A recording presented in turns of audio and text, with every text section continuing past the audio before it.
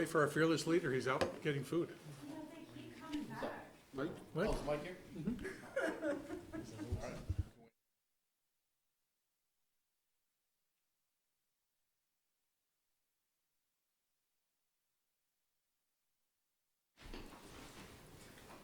Okay, welcome. This is the October 16th, 2019 meeting of the Chittenden County Regional Planning Commission.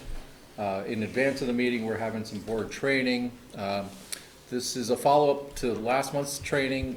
Tonight we had three topics we're going to follow up on. The voting rules around board decisions, deeper dive into our budget, and then we'll kind of look at a few transportation projects and just kind of talk about, I don't know if you can call any project typical, but we'll look at a few example projects just to kind of review what kind of process they went through and timeline. I'll start off and then Forrest will jump into the budget. To understand the voting rules, first it's important to understand the membership of the Regional Planning Commission.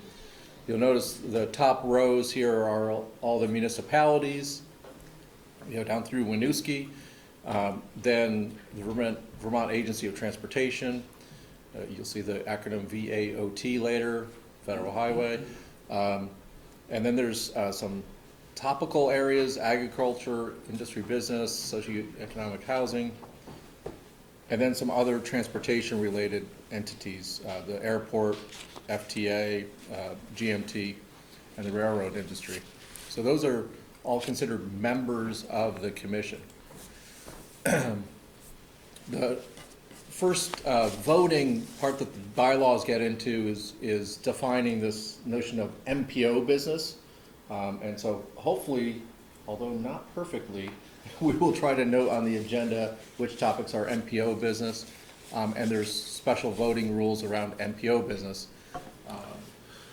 And when conducting MPO business, you'll see that not all those other members even have a vote, and then there's some different things I highlighted here.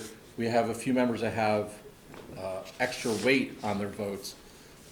So all those other entities down at the bottom of that membership table, the topical interest areas, the other transportation interests do not have a vote on MPO business.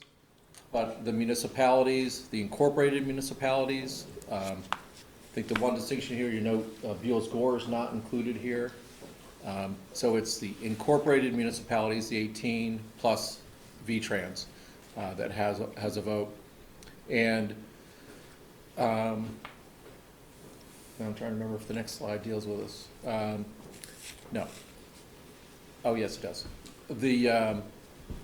And then in terms of the voting, you saw that South Burlington and Colchester get 2 votes, Burlington gets 4 votes.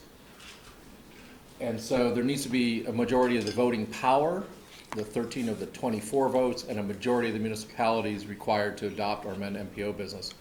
So sometimes you'll hear, if there isn't a unanimous vote, we may need to do a roll call just to make sure we have enough of the municipalities and enough of the weighted voting. Essex gets 2 votes, but one's for the town outside the village and one's for the village. And since they're separate corporations, And just so you guys even though know, the village is part of the town. Mm-hmm. Yep. And I was recently asked a question by the unified manager or his staff about, what if we unify, merge the village and the town, is that going to impact the voting here? It's like you're still going to get 2 votes. So that's one piece on the first bullet. But Dana will be able to take over for me. You guys will work that out later. You'll note the bylaws do not name a person, so that's a responsibility of the municipality. The other piece, and every 10 years, we'll look at this weighted voting mechanism and voting distribution. And so after we get the urbanized area boundary, and so we did this in probably 2012, 2013. It actually kind of coincided with a year or 2 after we merged. we had committed to ourselves to relook at the bylaws a couple years after the merger was complete. And we also, as part of that, looked at, should we change the weighted voting at all? And more specifically, I'll say, like Milton was getting, I can't remember if they were at 10,000 population or getting close to it. We're over that now. Yeah, or over that, and so there was a question from the Milton rep at the time, Lou Mossy was, I can't remember if he was the chair or past chair at that time. The select board and the RPC. Yeah, right, on both the select board and the RPC, asking, you know, okay, is it time for Milton to get 2 votes? So that was a topic of discussion. I think we're ranked 6 in population in the state of Vermont. Yep. And so, at the time, it was decided to leave it alone, you know, but it was something, you know, and we do have a paragraph in our bylaws to just say, we'll, you know, reconsider that voting, weighting system, every 10 years after we get those census results. Any? Yeah, part of the issue was, they were there by the mid-year population estimates at the Census Bureau, and they get trued up when the next decennial census comes out. They'll re-estimate all the years between 2010 and 2020. So a little bit of the concern was, well, we're not really sure that the estimates, you know, are there, and we're better off waiting for the decennial census to be sure. Yeah, and, you know, we actually had debated like whether we should put some sort of rules/guidance in this paragraph, because those other 3 municipalities, including the junction kind of, you know, are all closer to 20,000 population that have the 2 votes. And so we kind of debated, like, should we have a threshold, you know, is it 10, is it 12, 15, 17, you know, when do you get 2 votes? You can tell by the language still remaining here, we didn't come to a conclusion on that. But you know, it is something, you know, and frankly, the conversation started to go the other way too. Like, as we distinguish amongst population sizes, you know, do we start to say, you know, Underhill gets 1, Jericho is twice as big as Underhill, so they get 2. You know, it started to get a little more complicated. 60/40. Should Essex get 3? Yeah, right, and then you would escalate the numbers higher up, you know, we're only to be getting 8 if Jericho gets 2, you know. So, sorry, I'm just picking on you because I saw you. Right, well, but I was on the committee then, so Yeah, yeah. So anyway, it just, it was a big discussion. we decided not to move it too much after that cycle. Hey, oh, no problem. So that was kind of MPO business. Any questions on MPO business, either, you know, what the votes are? And I guess the one piece maybe I should have included in this is all activities taken by the RPC to carry out its responsibilities as an MPO. The big things you'll see as MPO business are, you'll see tip amendments, and those are obviously MPO business. When we are approving the Metropolitan Transportation Plan and the transportation funded portion of the UPWP. So our work program, you know, annually, the tip at least once a year, if not, or as much as we need to. And then the MTP every 5 years. So those are the 3 things in the bylaws defined specifically as MPO business. There are some other things that have been, you know, coming up, like I think last month, the new, you know, performance measures that are required by Federal Highway, you know, not specifically associated with one of those documents, but, you know, kind of referenced in Project prioritization? Yeah, and project prioritization is really part of the TIP process. Yeah, so, so there are, you know, a number of MPO business items that come up over the course of the year. Any questions or clarifications on any of that? And then the bylaws kind of go into other business. So this kind of notes that all those transportation interests are non-voting members for other business, including VTrans, Vermont Agency of Transportation, VAOT. So if you see Amy, you know, kind of not participating in another vote, that's, you know, kind of per our bylaws. And then there's some more general things. The majority of the board constitutes a quorum. Each board member has one vote. And so this really means, like folks like Tom representing a sector interest has a vote on all other business. And then there's one other little specialized voting provision, which is really about the municipal plans and their planning processes.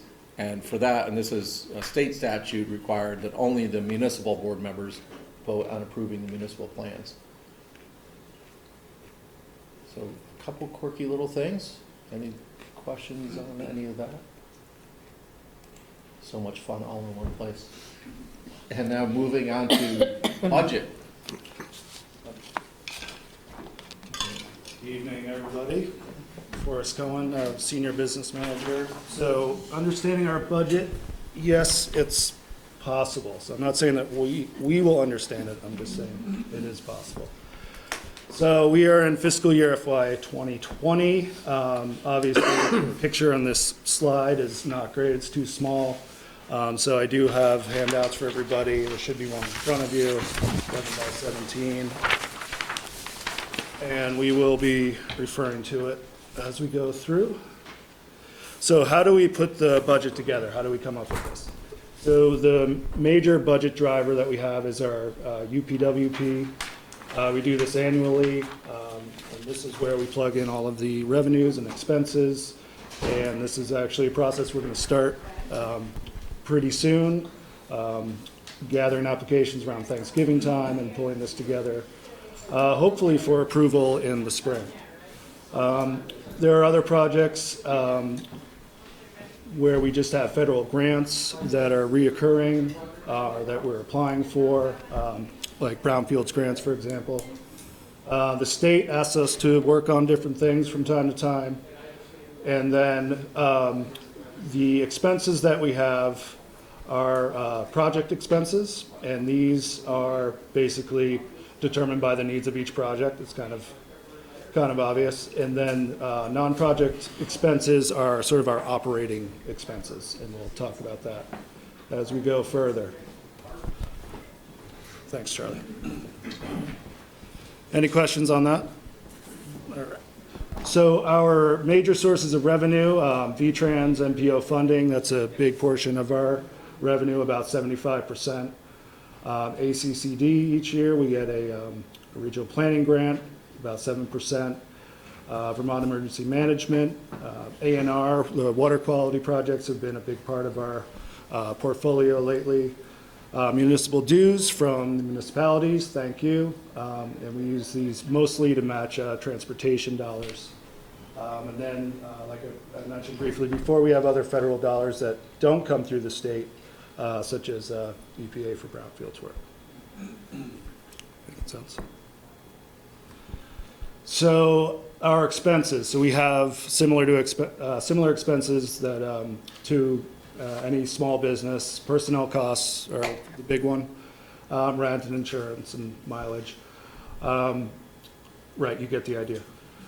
We don't sell a lot of things, and we don't own property, so inventory and maintenance costs are not really a big deal. And we do own some equipment, stuff like that, but as far as buildings, et cetera, trucks, we don't have yet.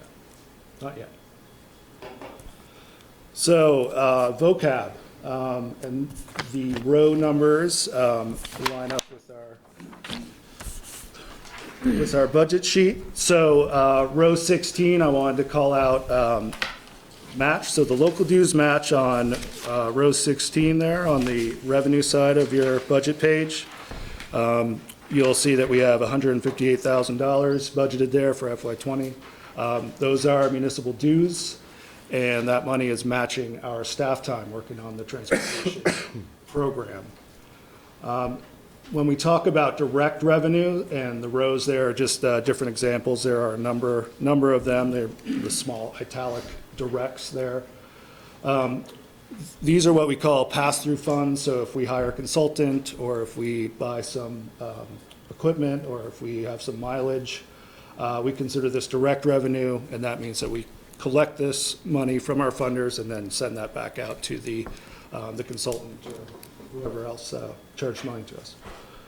Operations support, so this is really staff time, okay? So billable hours, and this is sort of the bread and butter of our operations. Project consultant revenue, so row 65, so that's just adding up all of the different direct revenue that I talked about before, and a lion's share of that is to pay for consultants.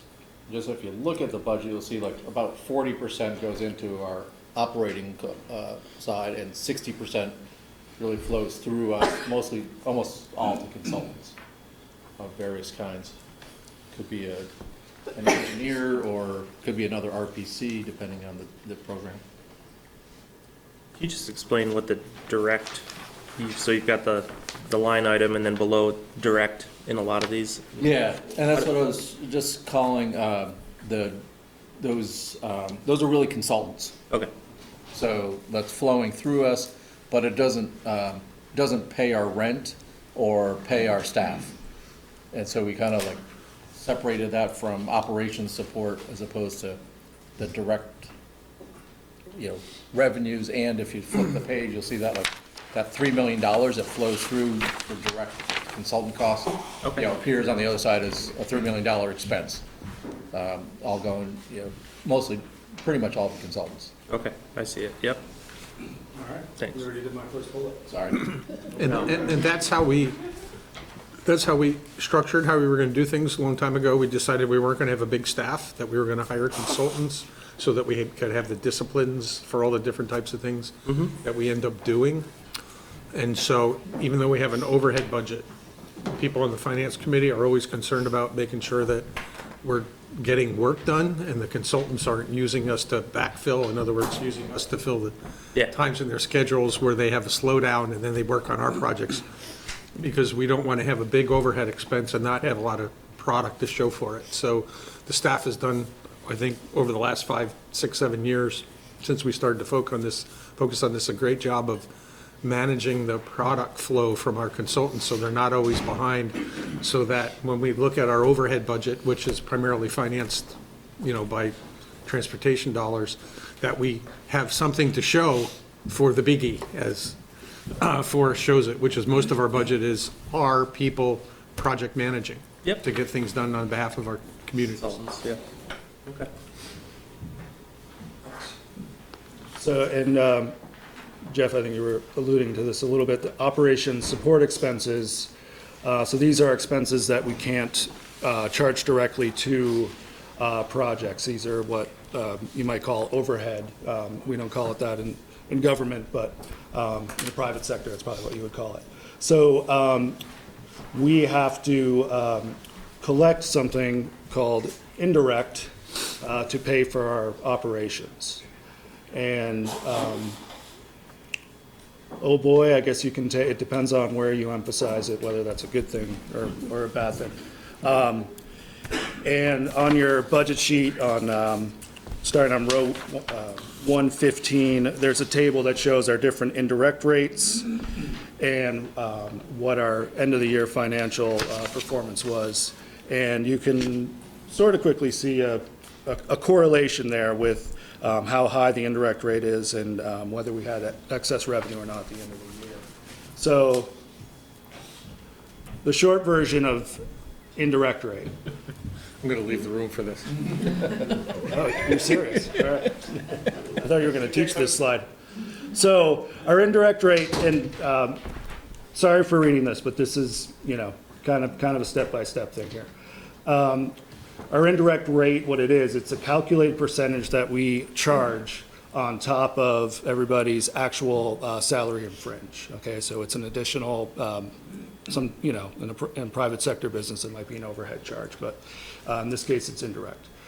And that percentage, there's a calculation behind it, but that's really the cost of our operations, the rent and the lights and all the things that we can't charge directly to projects, distributed equally.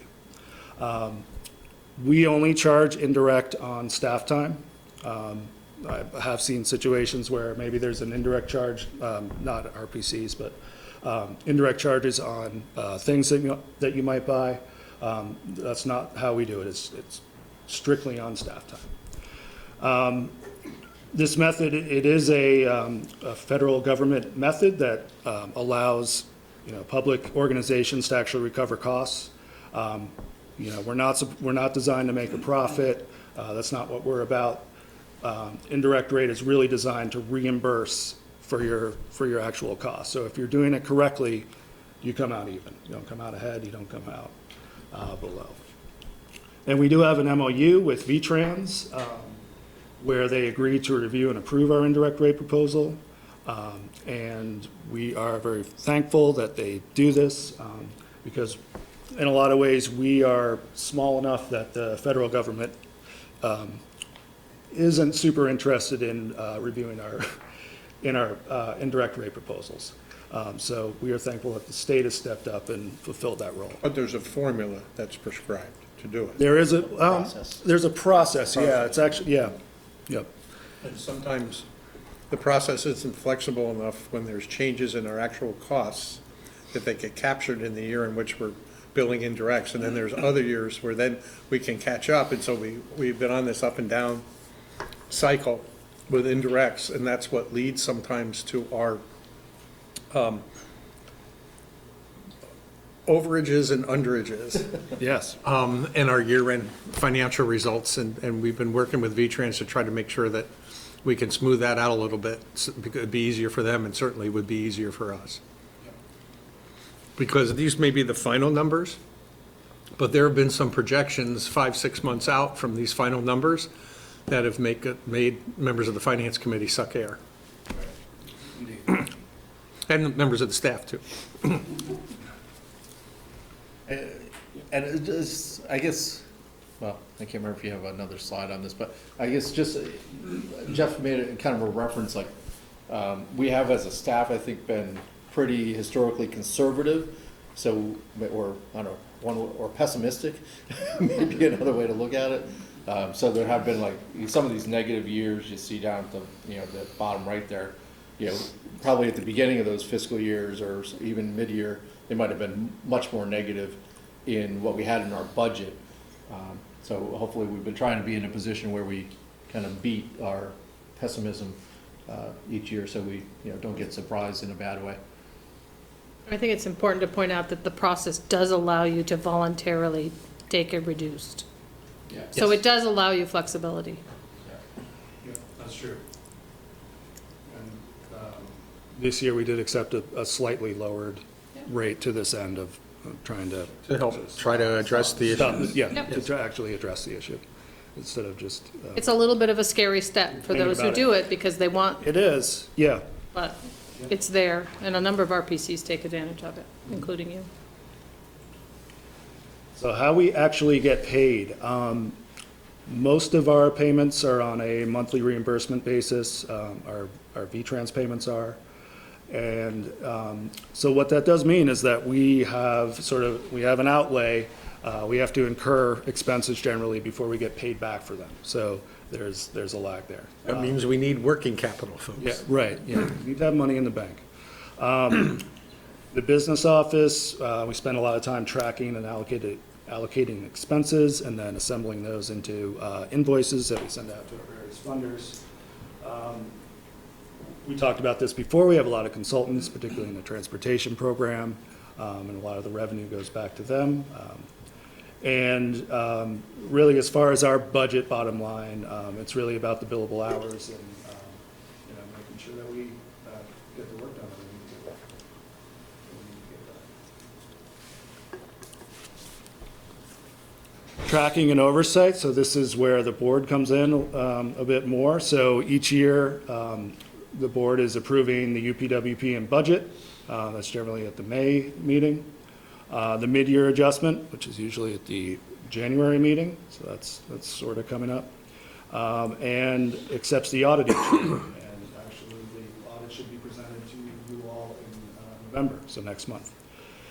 The Finance Committee, you can see I took out from the bylaws that they oversee the finances and matters related to the finances. And the Executive Committee, and even more lately, because we do have some overlap in the membership, the Executive Committee also gets involved, and a lot of times those are joint meetings lately. And they will be looking at the draft audit report along with the finance committee member next month as well. As far as what actually gets reviewed, the balance sheet versus previous year, we have an income against budget, cash sheet, journal entries are an action item quarterly. So those are the main things that we are looking at. Generally on a quarterly basis, sometimes more frequently if needed, but at least quarterly. So we need to approve journal entries, at least that frequently. Okay? So who keeps track of all of us? So we do, I talked about the audit quickly before already. So we have a CPA firm that conducts an independent audit each year that we pay for. We hire them to come and do that. That'll be presented to you next month. We have to do what's called a single audit because we expend enough federal dollars each year. Right now, that threshold is $750,000, which we're over that threshold pretty easily with the transportation program each year. So that audit actually looks at the transportation program more closely. And then everybody gets a copy. There's actually a federal audit clearinghouse where everyone's audit is posted so that the federal government can look at it. Federal funders can and will perform audits sometime. The EPA did a desk audit of us some years ago, but it can happen. And if I'm doing my job correctly, our budget and our audit reports and the finance committee minutes, et cetera, are all available on the website, I think on the finance committee page. So that's that. So obviously, pretty quick run through, hopefully not too quick, but I'm available to take questions at a later date or right now. Any questions Any or follow-up questions? on any topics? All right. Makes sense somewhat? So I Yeah. just have a curiosity Yeah. question that I Yeah. feel like I should know the answer to, but, you know, you spend a lot of money and effort hiring consultants. Are they mostly local consultants, or are they from all over the place? Are they hard to find? You know, we have a procurement policy, so we have to follow an open procurement policy, and so, I would say it depends on what we're doing. I think there's enough transportation consultants. The overall company may be, national or maybe even international, but most of them do have some sort of Vermont presence because there's enough work, I'll say between V-Trans, and we're a little small percentage probably of what V-Trans does, but the transportation consultants are there. There might be some specialty consultants that we have to search a little wider from, but typically they're from the Northeast. Probably about 80% from here. Yeah.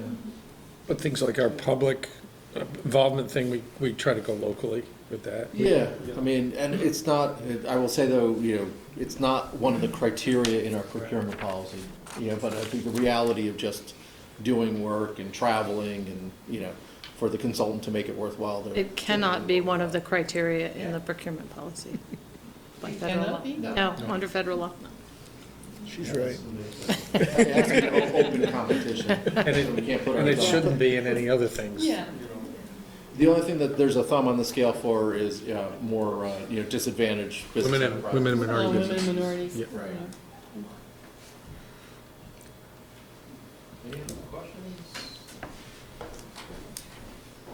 Thank you. All right, now we're going to turn to Elaine, who's going to do the simple part. Yes, very simple. The third topic is transportation planning process. That was the topic from last month's training. So I wasn't here in September, but I think the question was about the process, but also about the length of time that the project takes to go from an idea, scoping, design, all the way to construction. So we start with the very high level. So where do we identify transportation projects? And we identify transportation projects because there is a community need. That community need can be either a safety issue at an intersection, a bike and ped issue, a capacity issue, congestion, connectivity of, let's say, a sidewalk has a gap or, a shared use path. Also, transportation to basically support our, jobs and housing. So all these are needs that they're, identified at the community level. We can identify projects when we do corridor studies. So a corridor study is when you look at issues, develop solutions at the corridor level, which is a little higher level than scoping. But so in a corridor study, we look at usually a linear kind of facility that has intersection sections. So when you develop solutions and alternatives, you try not to develop an alternative here at the one intersection that is going to impact negatively an intersection down the road. So we look at it in a much more holistic approach. So through those, we develop projects. Those projects usually go through scoping, which is really. Ready to do the Heimlich. You're right. Shall I stop? Okay. So most of these projects, in order to move forward, they start with what we call scoping or project definition. So that is the very initial phase of the project development process. And in scoping, what we do is that we have a purpose and need, we develop alternatives, so we evaluate those alternatives, and the very important thing is at the end we come up with a preferred alternative that is going to move towards design. And then eventually construction, permitting, right-of-way, a lot of other things, and eventually towards construction. So this is the V-Trans project development process, and Amy, feel free to chime in as you see fit. But basically, this process that we're talking about is basically for transportation projects that they use federal funding. So if we use federal funding, we have certain processes that we need to follow, certain rules and regulations, and this is a very high level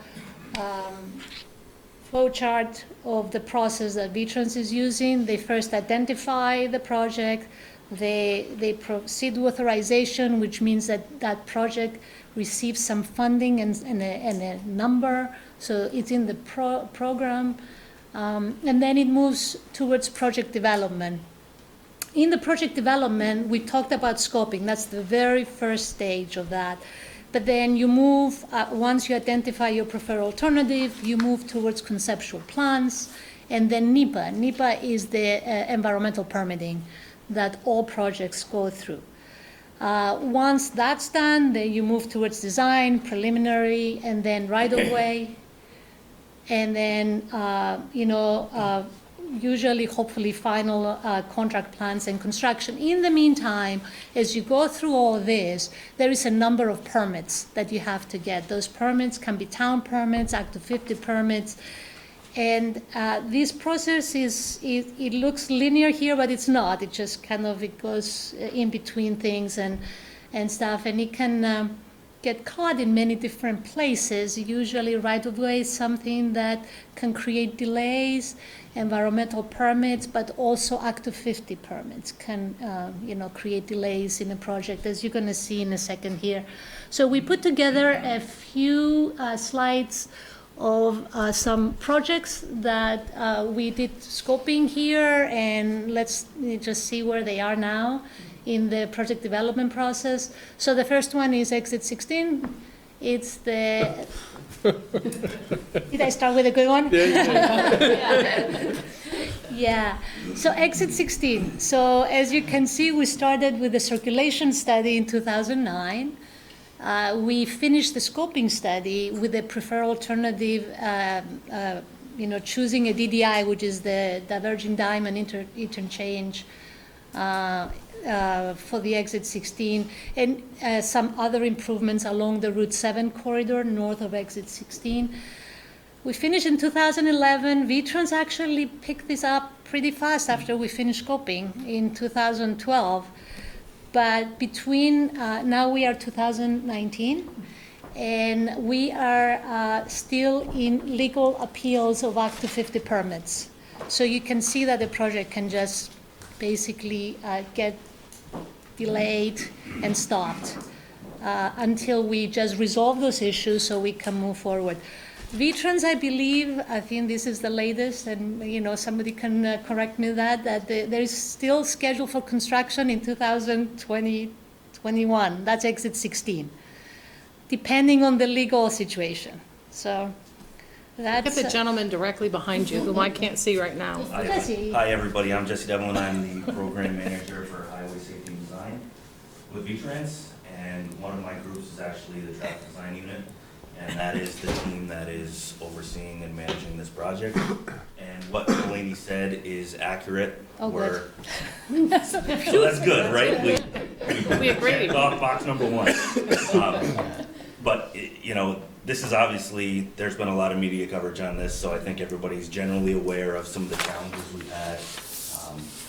Delaney mentioned the Act 250 permit component. We do have to go back and present on one topic in front of the committee, and that'll be in January. And we anticipate a necessity hearing, which is essentially our process for acquiring any rights that we couldn't come to an agreement on. And that's going to be scheduled by the court, hopefully in December and January. And we're pushing forward, we're developing it, we understand we're going to have some challenges straight until the end. Yeah. But we are really hoping, because I have some pretty pictures here, that we're going to see this really soon. So this is the DDI. So it's going to help with safety, it's going to help with congestion, it's going to help with clarifying movements there. It's going to be a great project when it's Or do constructed. we wait for project 2? Okay, project 2. It's a very simple one. Even though it was a major culvert, project in South Burlington on 116 Heinsberg Road. We started scoping in 2007, and I think Christine can speak to that because she was managing this. We went through the scoping process, and the project was added to the tip in fiscal year 12, and it was constructed in fiscal year 17. So you see, it took 10 years from scoping to construction. Just to replace a culvert. It was a major project, and they had to actually, they closed, 116 for 2 months to do that. Just to replace And I it. have some pictures here that shows that it was considerable. And Yeah, I'm pretty so- sure the environmental permits here.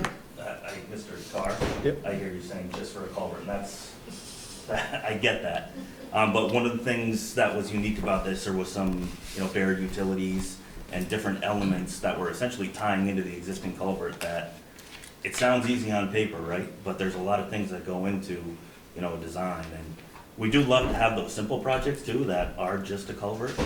But in a lot of cases, it's those ancillary items that can really impact the project's development schedule. Do we have an example of less than 10 years? 7. Oh, okay, good. I think, let me see, I think it's 7.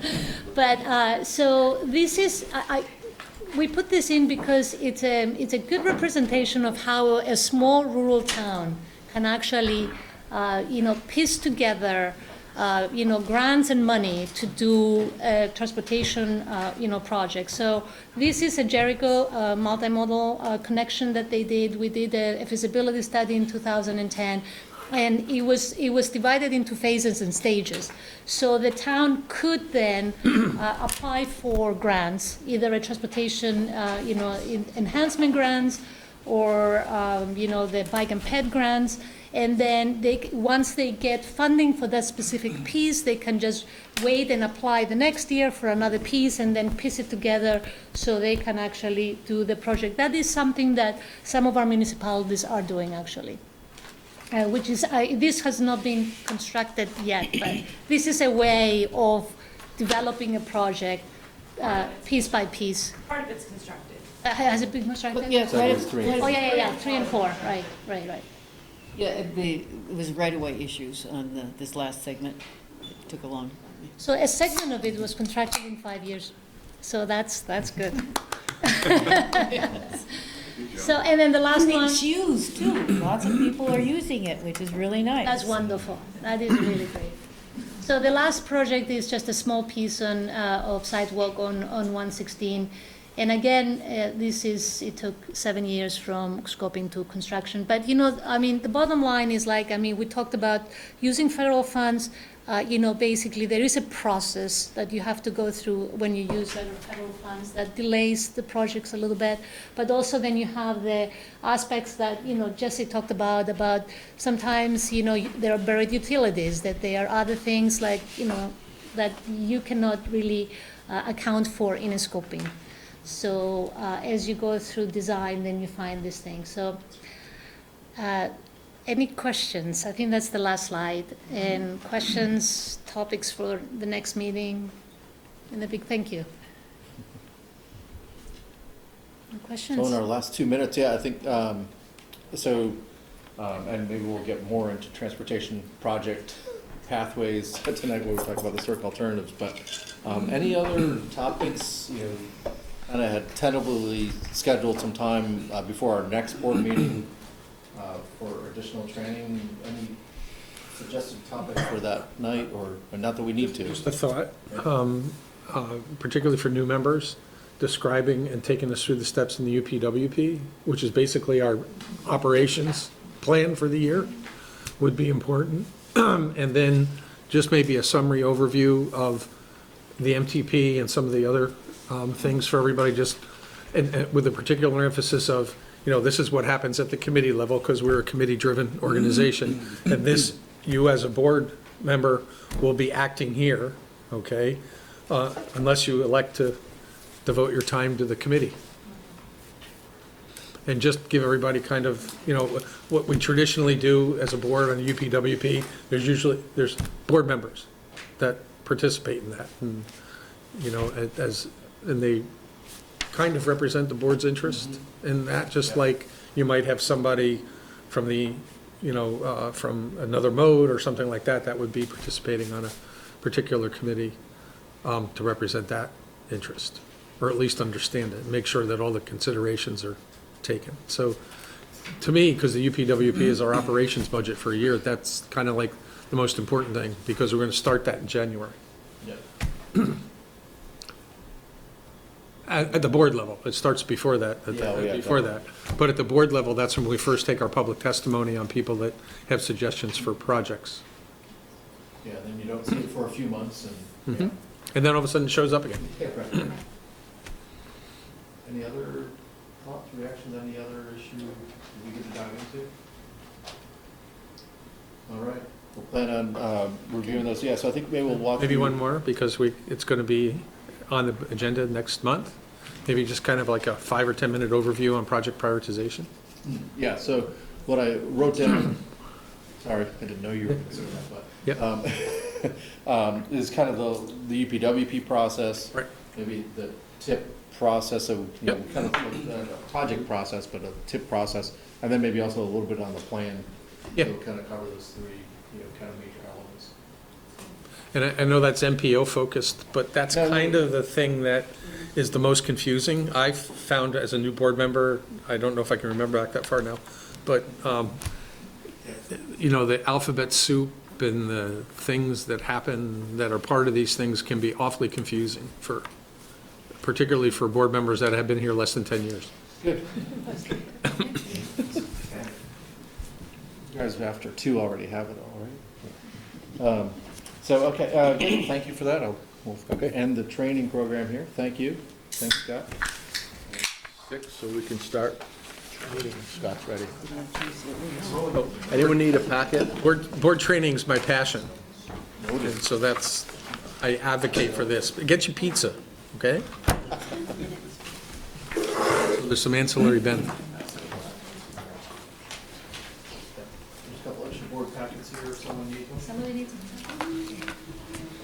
I'll take one. Chris would have had us going 2 minutes ago. So Scribner and Jesse. Chris would have had us going 2 minutes ago. I gotta wait. You asked these questions that, took us right to 6. It's all my fault. Yeah. It's a heavy burden I bear. 6 of us.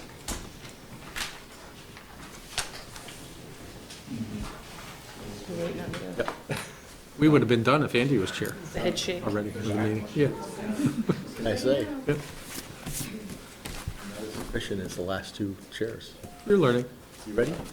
Okay. Scott, you ready?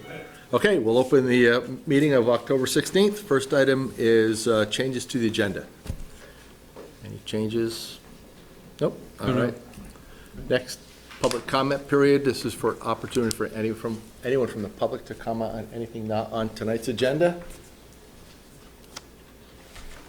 Seeing nothing, we'll move on. Action on the consent agenda. Move approval? Second? Get that, Jeff, and who seconded it? Chris?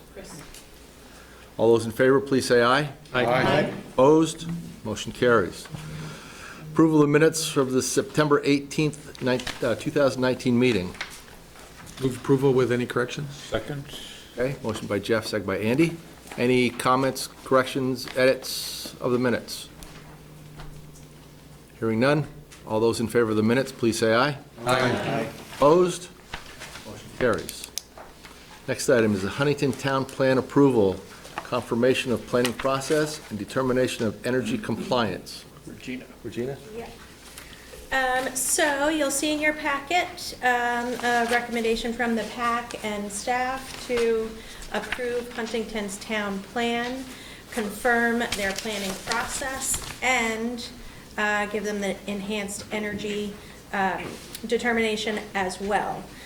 So this was a new plan, not just an amendment for enhanced energy, and the PAC took a look at it, and there were a few changes done at the select board level, but there was nothing substantive there, so the PAC recommendation still stands in front of you.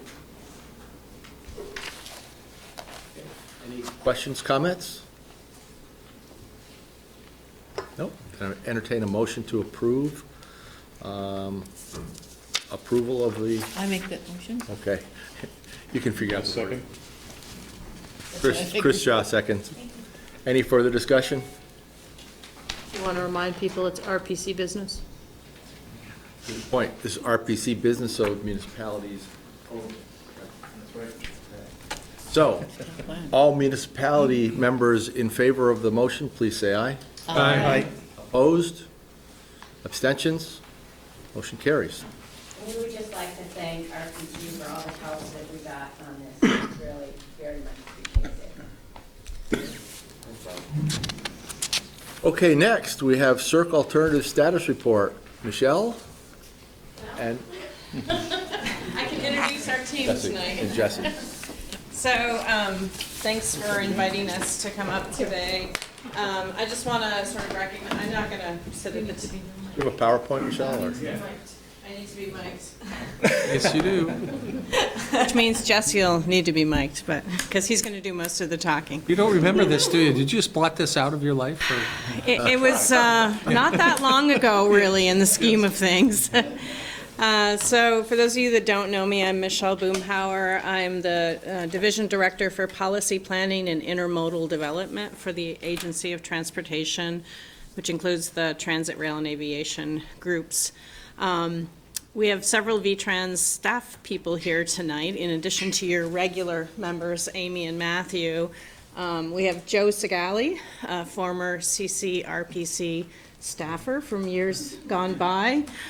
Joe is our Director of Policy Planning and Research. And then we have Sue Scribner, who is our Municipal Assistance Bureau Director. And then we have Jesse Devlin, who introduced himself briefly a few minutes ago.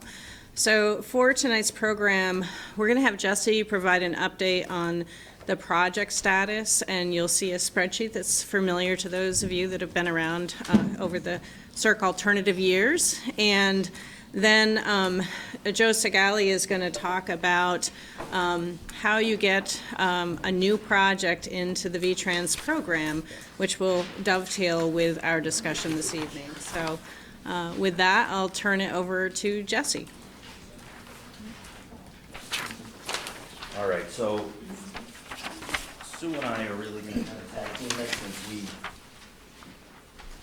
both have projects that you'll see as we hand out the spreadsheet that are in different stages of development.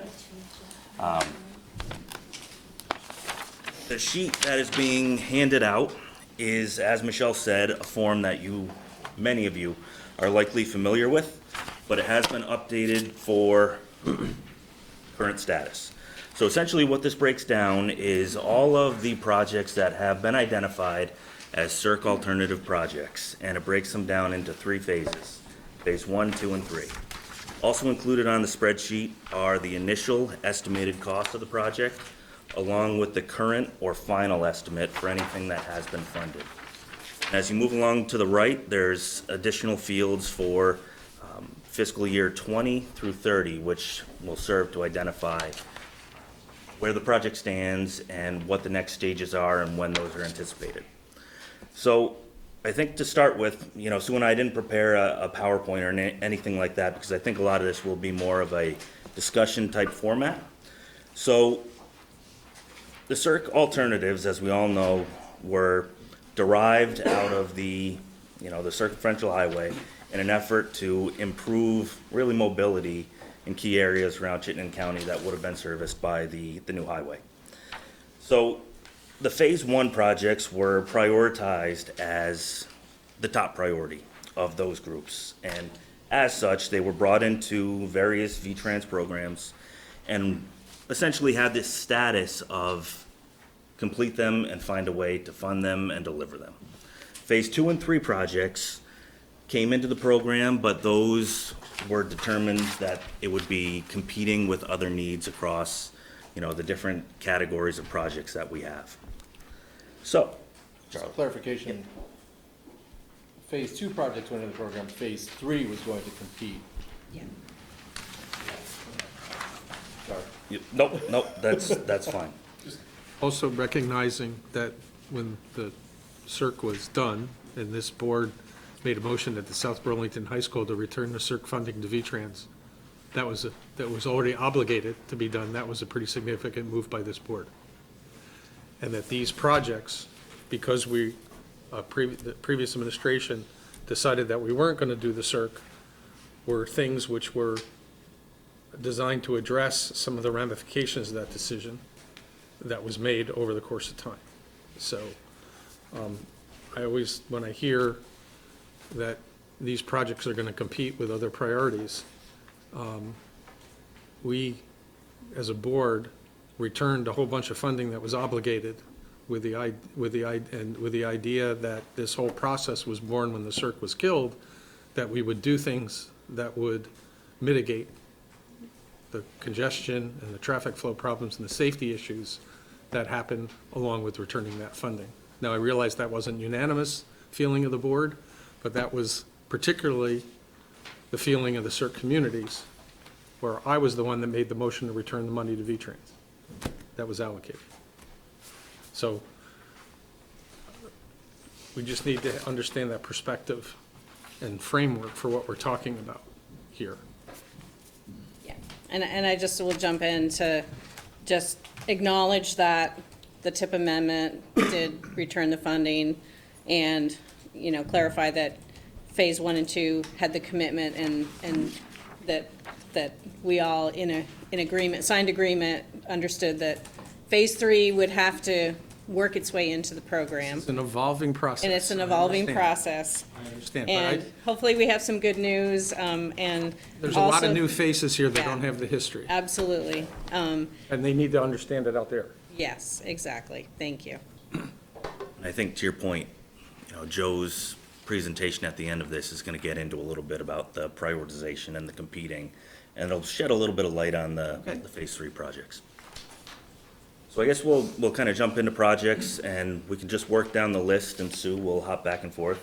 The first project on the list is the Diverging Diamond Interchange. I spoke about that a little bit. So that was a phase 1 project, and as I noted previously, the design team is working to finish that off as best we can on our end. There are challenges, and we anticipate those will continue, but we have the remaining Act 250 hearing scheduled for January, And we have necessity that is intended to be scheduled for December or January. And our goal is to move forward and begin construction next year. So I take it that's pending the act of the appeal? Yep. And I think it's also important that we note the sort of substantial cost changes from the original estimates to the current programming, which also plays into our ability to deliver more projects. Yes. So to your point, that schedule is assuming that we will be successful in terms of pending appeals. You said the Act 250, it's scheduled for January, did you say? Yes, At this mid-January. point? So we obtained an Act 250 permit for this project, and essentially there were certain criterias that were deemed at the time of the, initial hearing that we did not need to testify on.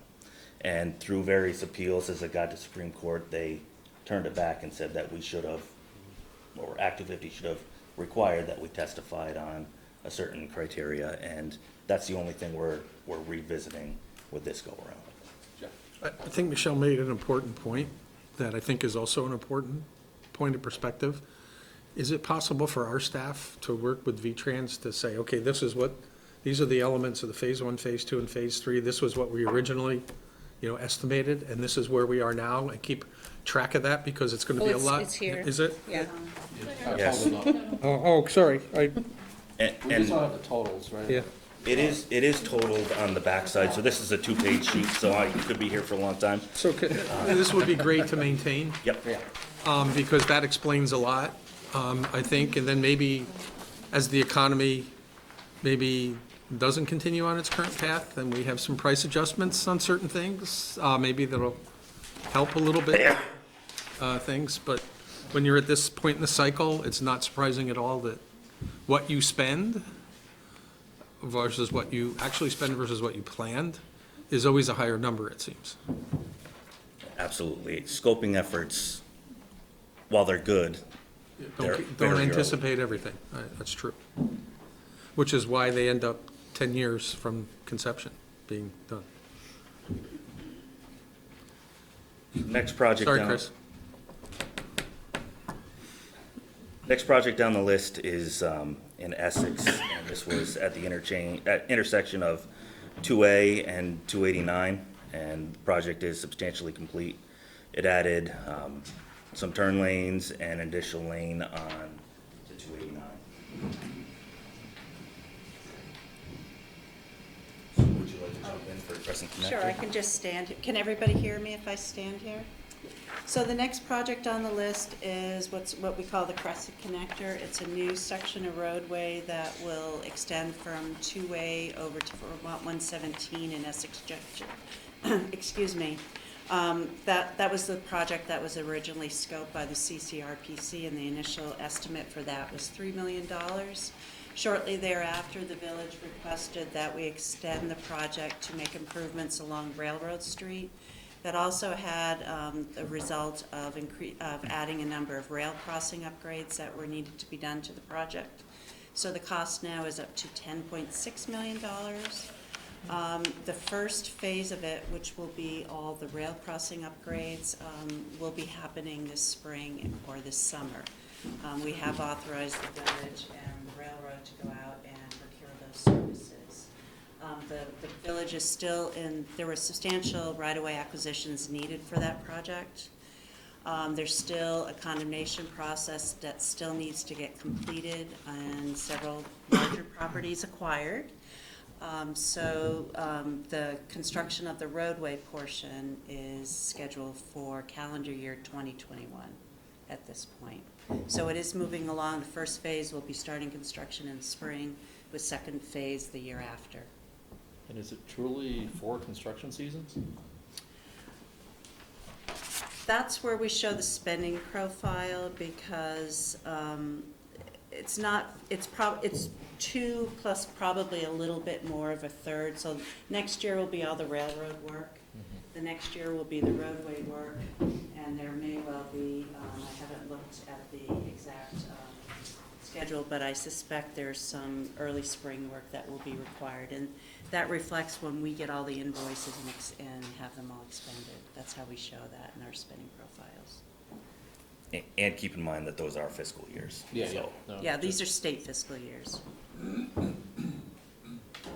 Okay.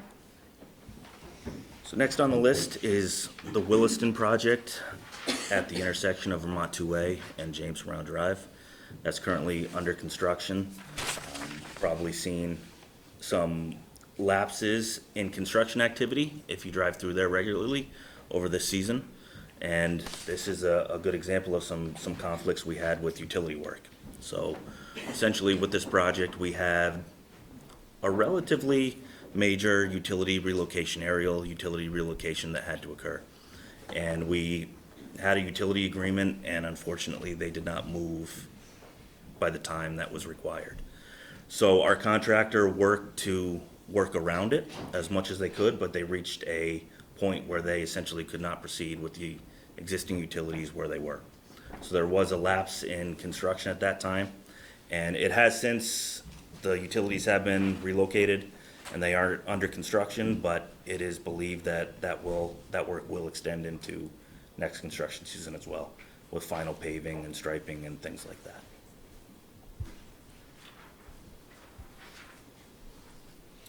When's the estimate of when the hot mix plant closes? We don't have a date yet. There's still a lot of paving to be done on our system. It's usually early to mid-November timeframe.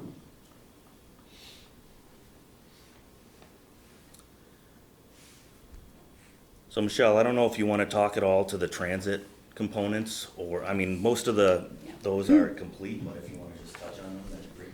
Yeah, so in phase one, we had multiple transit system improvements, 16 shelters, and pocket park and ride spaces along Route 15, 2A and 2. And those were all completed by Green Mountain Transit. And then I'll just skip over while I'm speaking and talk about the Regional Transportation Demand Management Go Vermont services, and those were implemented by the Chittenden County Regional Planning Commission with its partners, and in phase one, and those were completed. Okay, thanks.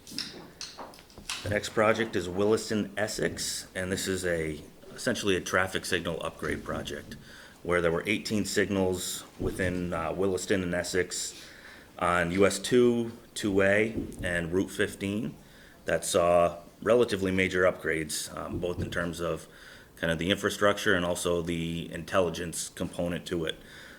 It allowed them to, talk to each other, communicate with each other, but also to communicate with us back in the office so that, real-time changes could be made to signal timings and observations and those types of pieces. So that work is complete. What was the big, that $4 million price difference there? Yep. So I think how it was initially set up through the CERCALT piece was it was identified as essentially the Signal synchronization, wasn't it mostly? well, yeah, it was synchronization, but it was kind of the smart system that would allow it to adapt. It's called adaptive system that allows it to adapt, if you will, to traffic on demand, really. But the infrastructure that we had out there couldn't accommodate just that. So what this did was essentially it upgraded all the signals so that they talked to each other, so that they had connection and those types of things that, really had to be done before any sort of adaptive system could be put into place. So that's where the cost difference. So we just on that. misspecified it. We underestimated what was actually out there. Well, it was a good concept. I mean, for that level, that was probably accurate. But as you get into, investigating these locations in a little more detail, different things come out. And that's the case with really any scoping effort, and was definitely the case with a lot of these projects.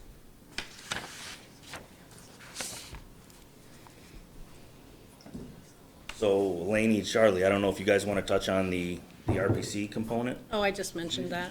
Okay. Moving on to phase two. The first one on the list is in Williston, and this is a new signal at the US Route 2 Trader Lane intersection. And this is kind of a unique project in that V-Trans isn't developing the plans. We're actually working, we're gonna work through a grant situation with the town to align it with the construction of their new Grid Street. And this is a location that's, if you're familiar with the area, just below the Texas Roadhouse. So in terms of status for that project, the town is working to acquire the necessary rights, and the hope from them is that that would be completed by the end of this calendar year, and construction would be ready to go for next year.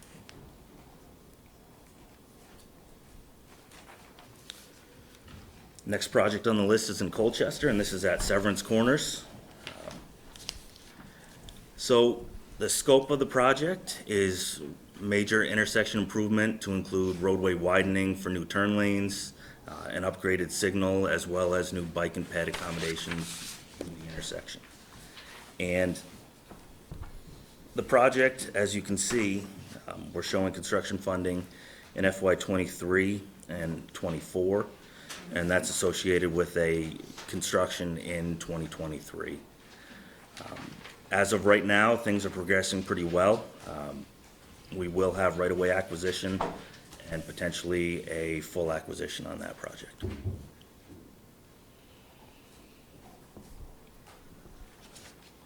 The next project is in Essex, and this is at the intersection of Vermont 15 and Sand Hill Road. The project includes a new traffic signal, minor realignment of Sand Hill Road, and the addition of turn lanes. We're working through preliminary plans right now, and I think that there's going to be utility relocation and stormwater as well. I know that I believe our design team actually just met with the town today to discuss the water line relocation, and one of the challenging parts of this is there's some driveways that are currently entering into the intersection that we're going to have to combine and kind of work into the overall plan, and we're working with the property owners, and there's going to be some work to do to make that happen. I'll just mention the last 2 years when I've been at the select board, this project has come up as one that is a high priority for the select board, that they're hoping moves along more quickly if it can.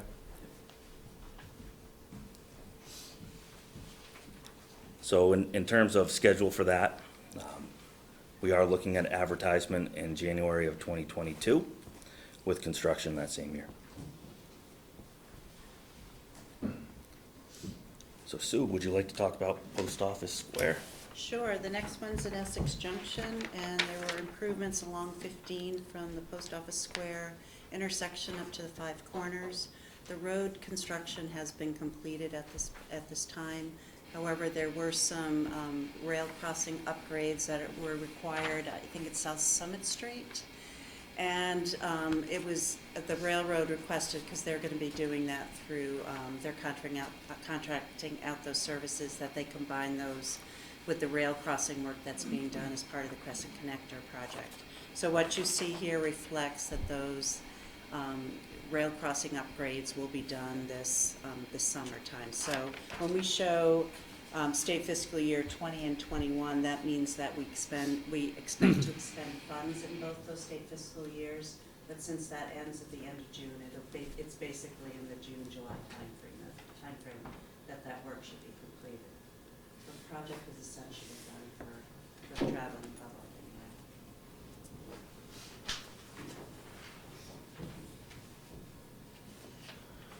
Colchester, Essex is next on the list, and this is a new shared use path along Vermont Route 15 from Lime Kiln Road to Susie Wilson Road. And project development is essentially done on this. Our funding is currently anticipated for calendar year 2021, but if there is, this is a project that's going to be ready before then. So if there is any change in funding, it could be one that could be pulled forward as well.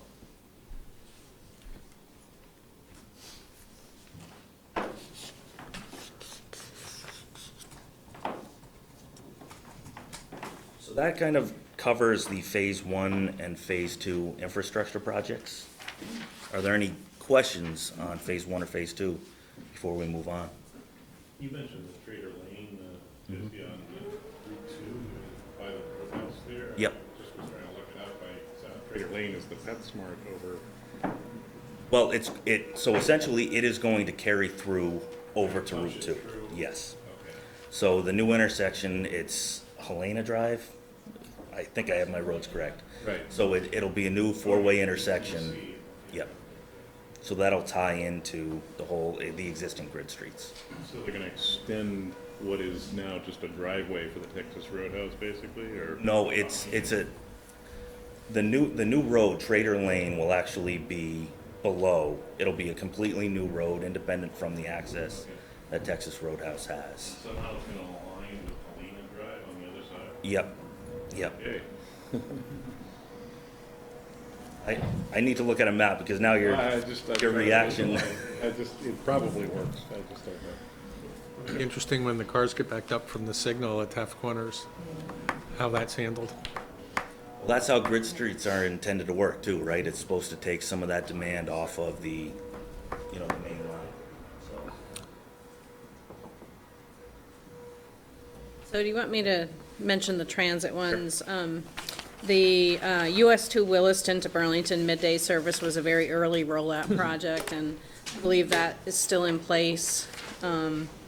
The Jeffersonville to Burlington commuter service has been one that was on, a 3-year funding cycle of CMAQ funds on congestion mitigation and air quality funding, to basically see how this is going to work out and are people going to use it. And it's done pretty well, but I think it's had some challenges as well. And so we've been doing some pretty intensive work with Jericho and Underhill and Cambridge Jeffersonville to really try to find ways to increase ridership and really get more participation in that service in hopes of continuing to be able to provide that service if it performs efficiently. And so that one is still kind of a see how it goes, and is there sort of another approach we need to take.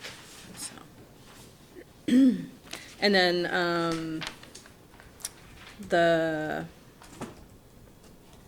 Jesse, I'm sorry, did you talked about the traffic signal upgrades? No, you didn't talk about this one, did you? Williston to Essex traffic signal? I did. So the sorry. way the initial Circ Alt projects came out, there was actually an adaptive signal component. Oh, that was phase the one, and yeah. also phase 2. Yeah.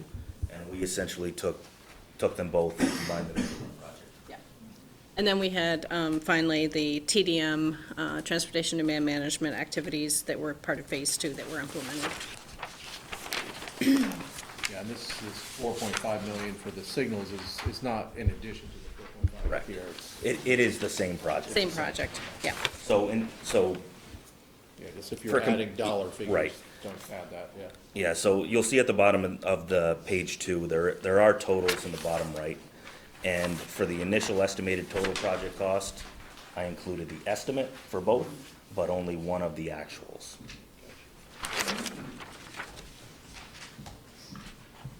So moving on to phase 3. Says we're not very good estimators. Some of our consultants would. It's a hard thing to do at that stage. Well, it just seems like, what do we think the best estimate is? Just multiply it by 2, and that's where it's gonna come out. You can see like where there weren't complications, it was a decent estimate. But No, I understand that, but yeah, no, it's worth. we have to think about the fact that there's gonna be stuff that we're not gonna see, particularly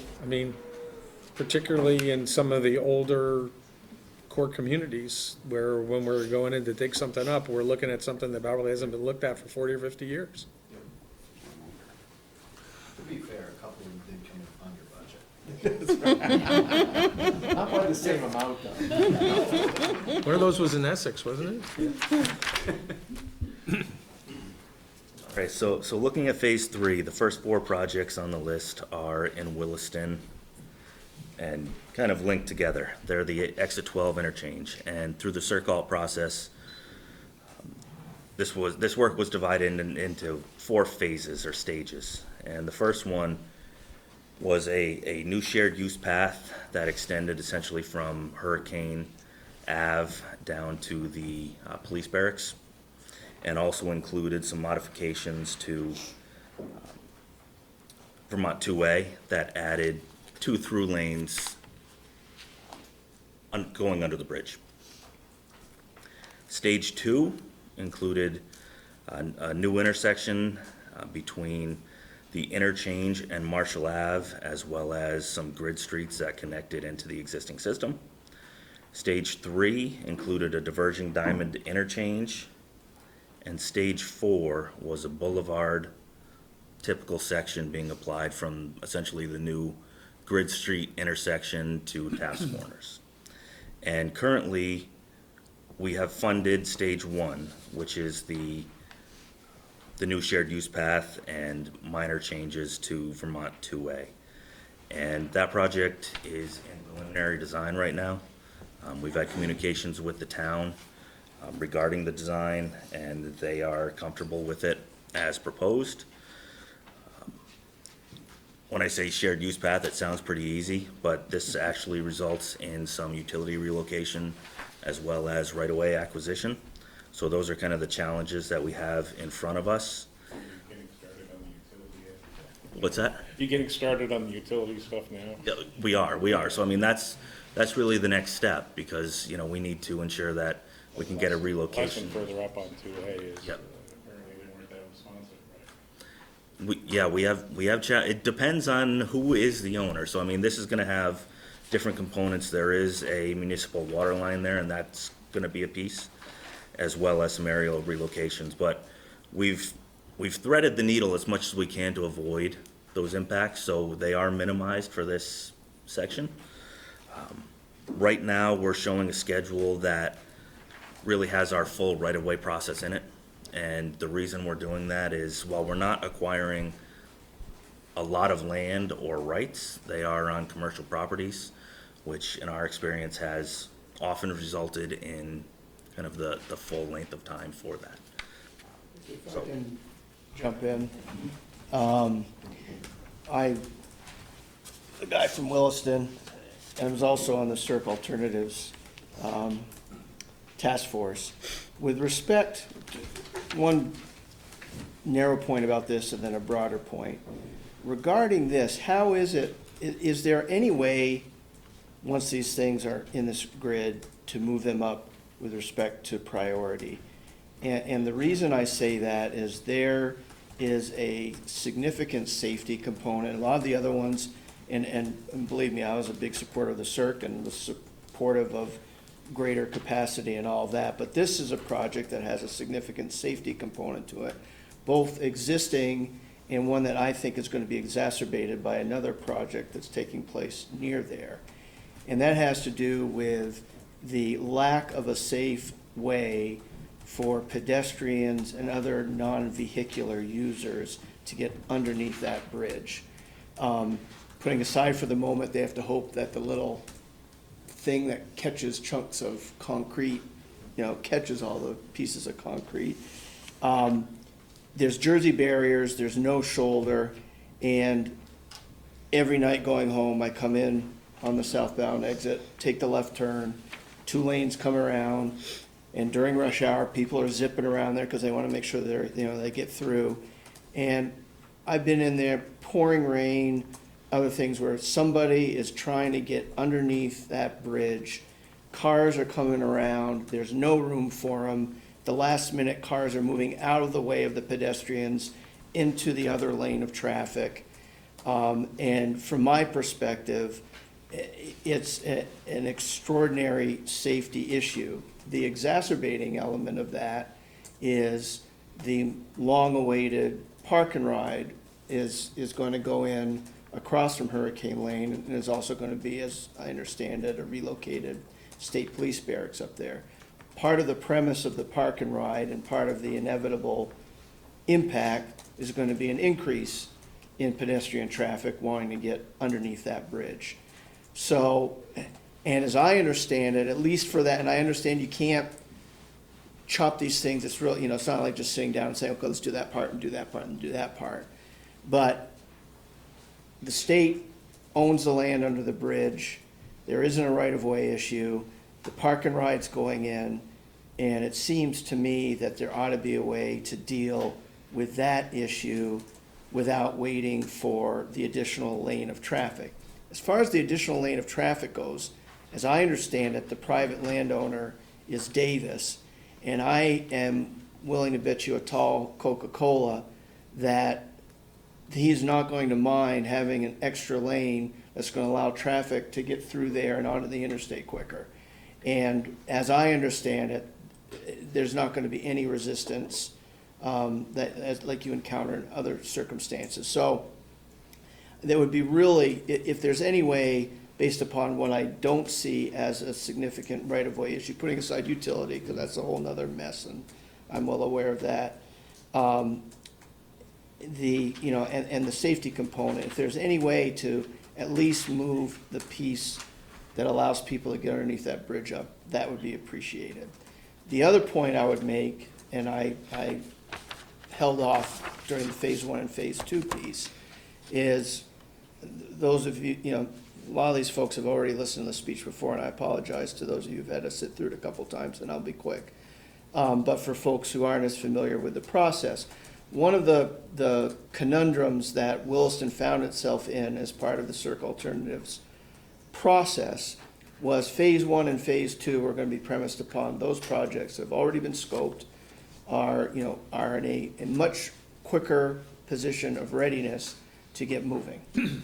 And Williston quite literally didn't have those kinds of projects because quite literally the Circ was its transportation plan. It was embedded in our town plan, embedded in everything. So it made no sense for us to have plans because the Circ was the plan. So when that happened, and it's revealed in this, it was inevitable. And then we had to go through the Wentz study, and we had to figure out, what are we going to do with the different segments and so on. That took a little longer as well. Is that most of Wilson's projects got shunted to phase 3, and then the language that Jeff mentioned comes into play. Well, then you're in competition with everybody else. So the town, and I can remember speaking with Brian Searles about it. I can remember making this point. Jeff actually made a very nice statement at the time. We all voted unanimously in support of the task force report, was that notwithstanding the fact that much of Williston's projects were going to inevitably go into phase 3, that some priority be given to those projects because Williston was the most impacted by the cancellation of the Circ and had the least number of projects that were shovel-ready, to use everybody's favorite phrase back in the days that we were doing this. The other thing is, the grid you have here, has 5 extra years on the end that we aren't using yet, but it also doesn't show the 5 years that were before. So we're into the 5th, 6th, 7th year of this process. So those projects that were, let's call them priority phase 3 projects, had time to be working their way through the process and catch up, if you will, with the inevitable lag that happens when you go forward with something like this. So the rationale for saying that the 3s will be done when they're done and they're going to be in competition with everybody else has been reduced somewhat by the fact that when we did, shortly after the report was issued, the estimate was that by now pretty much all the phase 2 projects would be done. That was sort of the conception of where we'd be at. Well, we're not there yet. And so there has been, so to keep pushing the 3s past the 2s and make them compete is, adding insult to injury with respect to those. So that's my spiel. I wanted to do one instead of interrupting a bunch of time. And notwithstanding the nature of the comment, question, whatever you want to call it, I do want to thank you guys for coming here. I was formerly on the Williston Select Board, and I've always been a huge advocate for V-Trans coming out, speaking to RPCs, speaking to local select boards so that they have information, because when there's a lack of information, that's when everybody fills in with their worst-case scenarios. So that's my long-winded spiel. Thank you, and I'll let you all do with it as you see fit. Well, I'll just talk to your point one real briefly, with regards to the shared use path. The lane actually isn't the conflict with regards to right-of-way in this case. We actually have a fair amount of right-of-way along that side of the road where the widening would occur. It's actually associated with the shared use path. And I'd love to link up with you and, you know, work with you along with the community to, you know, help with not necessarily acquiring right-of-way, but with that process and also with the utility relocation piece for the municipality. And, you know, those are the areas where we can save time. You know, if we can expedite right-of-way acquisition and utility relocation, those are the areas that will save time on a project schedule. So I will deliver that to my folks, and I'm sure they will be eager to assist.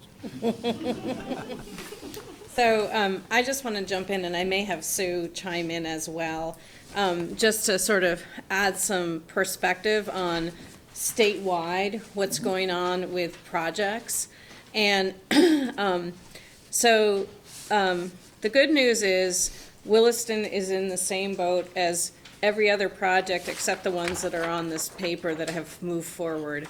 Other than the things that are on this paper that have moved forward, everything else the agency has been working on have been legacy projects or projects that were already in the program when these projects arrived at the program desk. And I'll look to Sue or Jesse to sort of confirm my understanding of that.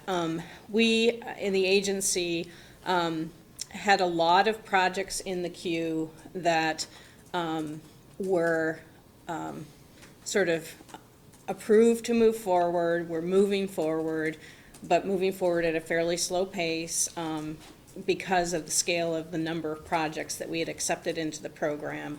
So we had this bubble of also legacy projects that was in the program, is in the program, that we are clearing out, which include the Champlain Parkway, the Pittsford-Brandon projects, which include the Main Street project that's going on in Brandon right now, the Waterbury Main Street project, and these are all projects that have been 25, 30 years in the making.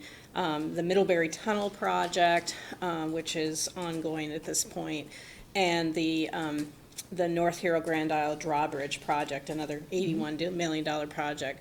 So we had this huge bubble of projects, and so really, other than the projects that move forward in phase 1 and 2, nothing else has been coming into the program, and Joe will get into this when we talk about, we are like so anxious to get past this bubble of projects to then begin to queue up some things that have been waiting.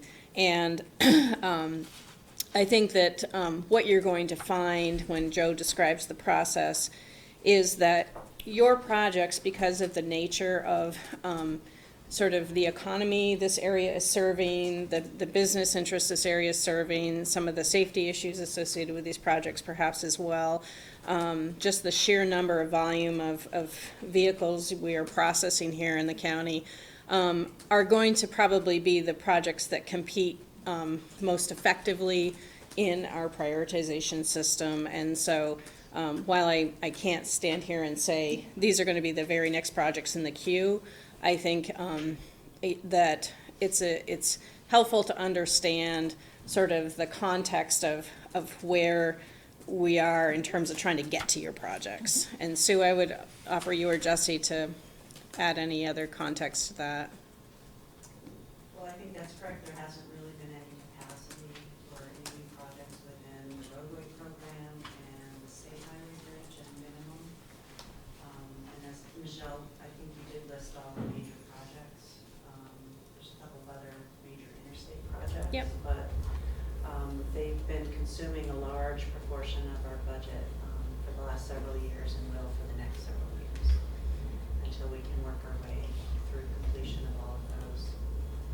And the other good news is that there's a federal transportation reauthorization bill on the horizon, hopefully next year. And the Senate Environment and Public Works Committee has put out a draft bill. You've probably heard about it, and it has the potential, in that draft anyways, to bring about $40 million in additional federal funding just for core funding, not to mention supplemental funding to the state of Vermont. Now all we have to do is find the money to match those federal dollars, but I think, you know, we are potentially heading into a period where things are going to look a little better on the horizon. So, with that, sorry. Just one other slant to that. If you look at the economic performance numbers, labor markets, things like that, and you look at the Burlington, South Burlington metro region, which includes the 3 counties, Chittenden, Franklin, and Grand Isle, and you look at what's going on, or perhaps what's not going on outside of our 3 counties, it's not necessarily a county that's part of those 3, probably the largest and one with the biggest economic contribution of the region, that's playing a homer strategy, okay? When you look at the resources that this part of the state contributes to the overall size of the state resource pie, if this part of the state does not get what it needs to be able to facilitate its labor markets, movement of goods around, what you do is you cost the overall state some resources so that the regions are fighting over a smaller sized pie when you don't feed the part of the state that generates the resources that can be used by the rest of the state. I only say that because I walk around Montpelier too, and I know that, well, why do we got to do something for those guys up there in the Northwest again? They got an insatiable appetite. Yeah, I've heard all the arguments about it, but it's about making sure that you consider that if you feed and nurture this part of the state, it will make the size of the pie larger. And if you don't do that, then we're all fighting over a smaller pie, and we're fighting harder over the crumbs. And I just hope that when you consider the projects, that some of these projects that we're talking about in terms of the impact on the economy, that that's something that's at least part of the discussion. Absolutely.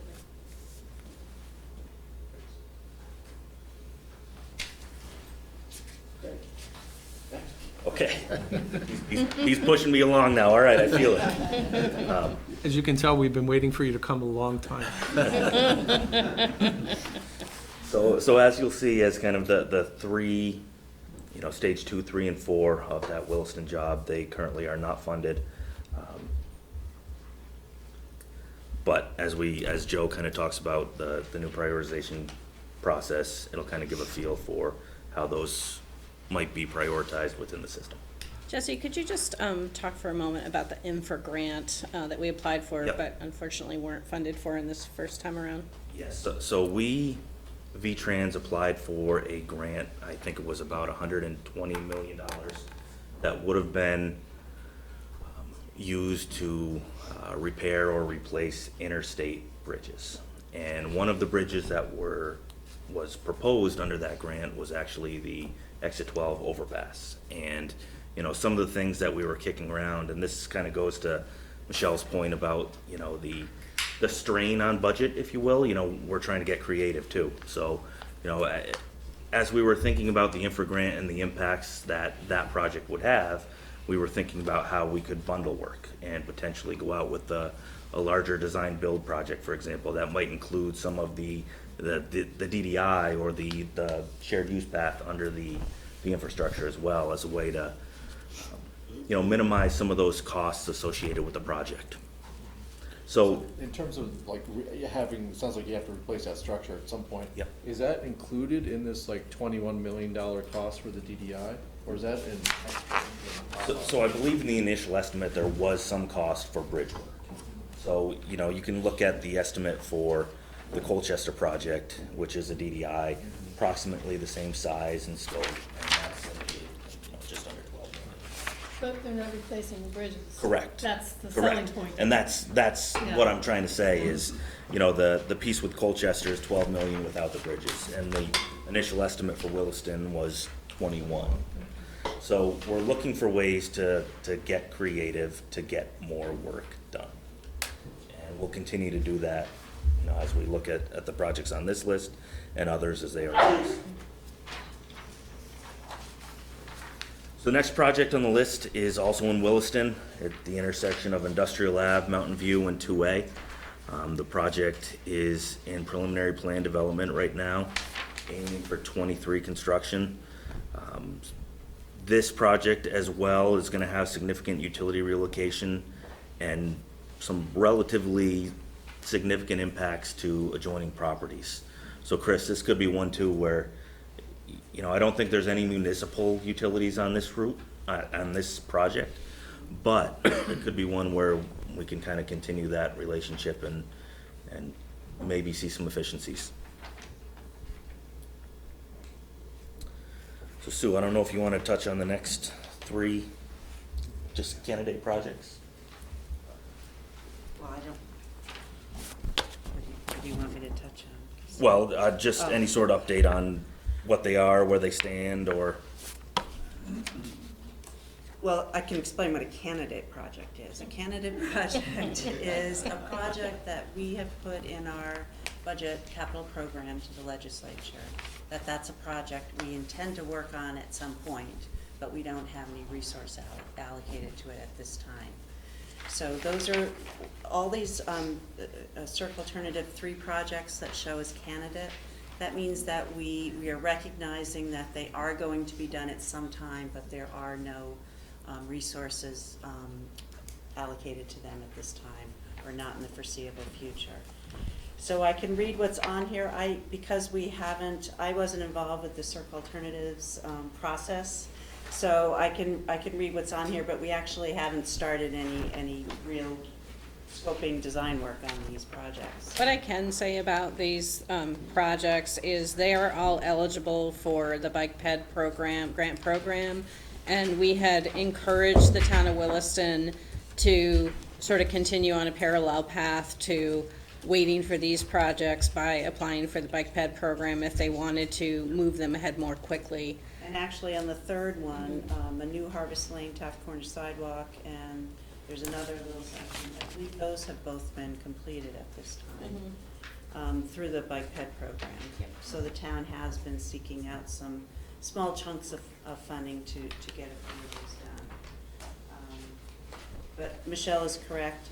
These are mostly Bike Ped type improvements along some of the Williston Road network. One thing, if I can note, and I know that there's been this push and pull about, is it a road project, or I'm sure I'm using the wrong terminology, a road project or a Bike Ped project. The Mountain View Road piece it's been sort of categorized as Bike Ped, but the reason is there's essentially no shoulder, and that is a road that, along with North Williston Road, is the primary substitute for that segment of the circ. And so it is an area with a lot of pedestrian and bicycle use, which is important, but again, it gets into a safety issue because of the nature of the change of the intensity of the use of the road.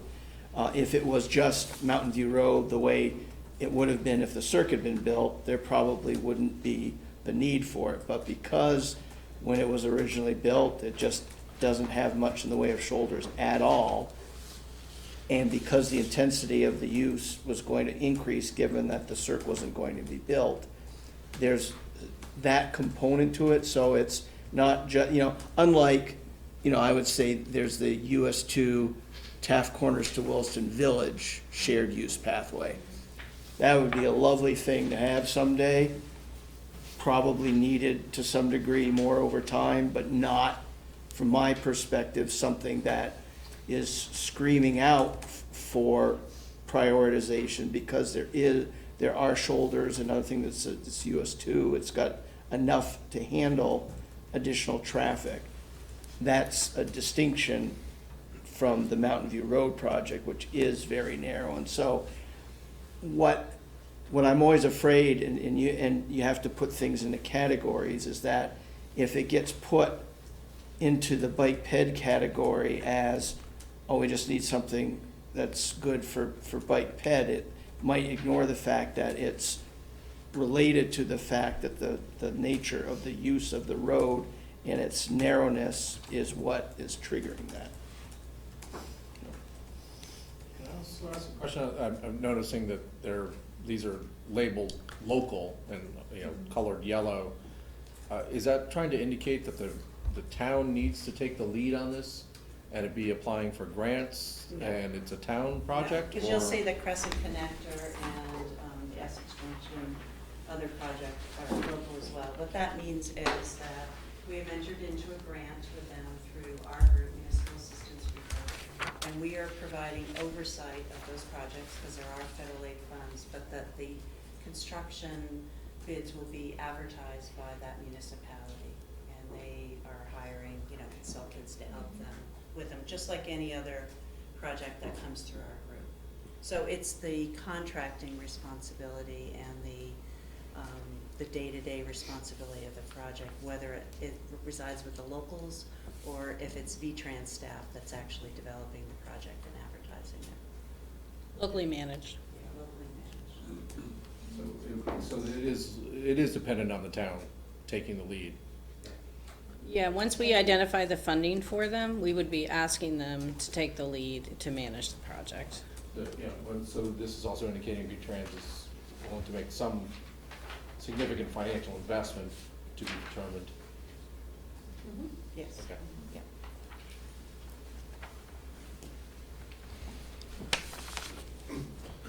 Next on the list is a project in Essex at the intersection of 117 and North Williston Road.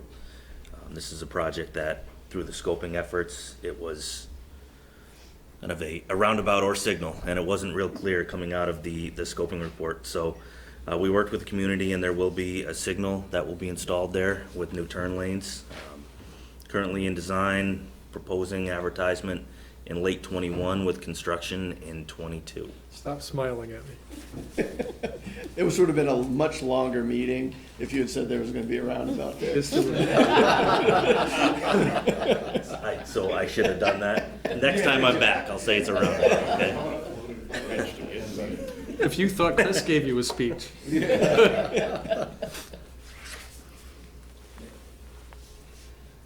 Okay, so kind of jumping through the candidate projects, which, Sue explained. Next on the list is another project in Essex, and this is along the Susie Wilson corridor and includes the intersection of Susie Wilson with Route 15 as well as Kellogg Road. And what we've entered into with this project is essentially an advanced scoping effort that really kind of looked at how we want to tackle the project. There were a lot of components to the higher level network study that came out of that was initiated with the CERCALT process. And we wanted to look at a lot of components of the project, specifically whether Susie Wilson could reasonably accommodate larger shoulders, what type of improvements we want to make at the individual intersections, and also how to kind of proceed with the project, because it is a large project. And the scoping effort is just about done, and that's going to be completed in November. And our next step is going to meet with the village and the town, because there are still some things that we need to kind of iron out and get on the same page about. But I believe where we're going to end up with this is, at minimum, there will be multiple projects that come out of this effort. And the reason behind that is there are some more immediate needs at the intersections, and I think that by breaking it out and advancing them individually, that's something that can be accomplished quicker. So the same type of kind of scoping scenario is applicable for the Colchester project, which is the next funded project. And this is at the intersection of 2A, Main Street, Mill Pond, and East Road. And this project was initiated again from a network study, and it wasn't really a scoping effort. So it was really a concept that was put onto paper. And the first step that we're gonna take is to really scope that project, because there's some great things that were put in terms of a concept, but there might be some challenges in terms of delivering them. So I know within the network study, the concept was widened shoulders, a bike lane, a buffer, sidewalk on both sides of the road, and to be honest, there's not a lot of room there. So it's something that we really need to work through and work with the community and really define the scope of that project. And that's gonna be our next step, starting really right now. Okay, the next two are in Colchester. The first are some intersection improvements at Prim Road and West Lakeshore Drive. That project is in the right-of-way phase, and it's anticipated that it will be advertised for construction in early 2021 for construction in the summer of 2021. And then the second project is intersection improvements at Blakely Road and Laker Lane. And that project is ready to get advertised. It should be advertised by the end of the year for construction, next construction season. So I'm the Colchester person. I'm curious about the Mill Pond Severance Road intersection, why that was removed? The town requested that another project Take on precedence? Mill Pond. It's the Bay, Yeah, it's the a Bay Bay Side Road. intersection, they got Oh. substituted. Yes. When we had a DDI presentation a couple weeks ago that attracted a large number of people, and there was a lot of concern expressed at that meeting by people trying to get out of Mill Pond onto Severance, so. So the town requested that I- we yeah, substitute for this project, remember and we that went through the now. legislature last year. Yeah, I remember that now. Careful what you trade for. Yeah, I probably. Hate it when yeah, that happens. Okay. Thank you. So that's a general summary of the Phase 3 projects. You'll see in the bottom right of the spreadsheet, there is a breakdown of kind of the initial estimate that we had for the projects that have been funded thus far, along with the current or final estimate for those same projects. And, you know, we've talked a lot about kind of the scoping estimate versus the Real final estimate. estimate and how it changes. And that's to be expected with any project, but this does illustrate kind of the change that we've seen over the last 8 years or so. And do I remember in total, the total estimate of the initial project cost was a little bit over, in excess of 100 million? Yeah, right around 100 million, yeah. Yeah, so we're now maybe 20 over that, if we keep those initial estimates, yeah. Yeah. I'll just mention, before we close out on this, that the last two items on the second page were the commuter service for Milton Colchester to Burlington, and that was funded and that service is operational. We had also contemplated a service that would originate in Essex Town, probably somewhere out at the Lang Farm area, and then come in on 2A to Williston and then go to a Waterbury, Montpelier sort of destination. And that service has not been initiated yet. I think part of the challenge of this service is going to be identifying an appropriate location for the start that would accommodate the parking we would need for commuters to leave their vehicles in the Essex area. Of course, we'll have the Williston Park and Ride, which was the intended Passover destination there, potentially as one of the routes. So that's still on the radar of GMT. Can I ask a question about the Milton, to Burlington service for 1.5 million? I'm assuming that's not an annual, it's not 1 year's cost. Is that a multiple? You honestly, I don't know. I saw that number and It's not, so. Thank you. Ross McDonald, I think that's been funded since FY13. Yeah, so that's 5 or 6 years. It's a over sum 2 of, years. of all the funding for those individual fiscal years. Yeah. Thank you. And so, I guess the other thing that'd be helpful to know, about this, gets back to Chris's point, but you can't see the last few fiscal years, but also is there an ongoing commitment, or is that just kind of embedded in the whole GMT relationship now, and it's even too hard to disentangle or entangle? So pretty much when the state provides funding to GMT or other transit providers to start a service. So long as that service is performing and providing efficient transit services, then we will continue to fund that service. We will find the resources within the budget to continue to fund it. I think if this were to not be a successful route, we wouldn't want to waste the money on it, and that would kind of have been the test. But we basically fund for a 3-year period to give it a fair shot to see if it will work. And then like when we have one that's sort of on the line, like the Jeffersonville to Burlington route, that, you know, maybe if we push a little here or there or tweak the stops or whatever, we try, because we've already got such an investment in growing some ridership, to give it our best shot before we cancel a route. And that's why it's shown like that on the spreadsheet. I think they're funded through grant, is that correct? So Yeah.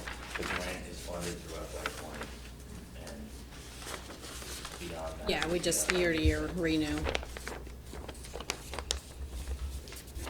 Before Jesse leaves, any other questions? Do you guys ever reach out to the CERT communities themselves with these kind of status reports to the 3 Annually. select boards? So we don't necessarily do a formal Circ Alt presentation, but each of these projects on their own has a significant portion, component that interacts with the community and the town and the select boards, and, they hold regularly meetings to update them on progress and status and schedule. They're always involved in scoping and that kind of thing, so. Okay. We, We've been meeting with like the public works folks and whatnot. Those are the ones you gotta focus on. yeah, at least annually, yeah. Okay. That was a selfish question. I gotta know how much I gotta convey to them from this. Dennis is, he's on us. You're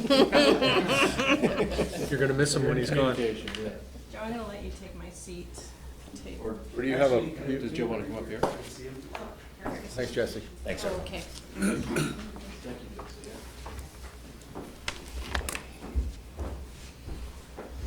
All right, yeah. Joe Segali, how you doing? I'm doing great. How many board members do we have here that were on your board? Mike was definitely me. I don't know if Jeff. Jeff was, but Been here since 2001. yeah, I was here then. Eddie was.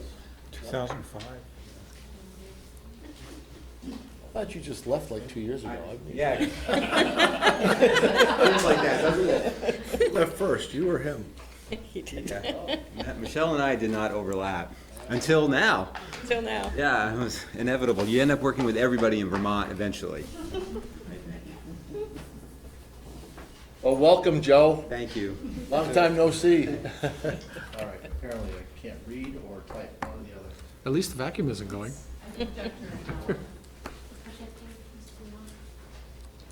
Uh-oh, we need an engineer. Help.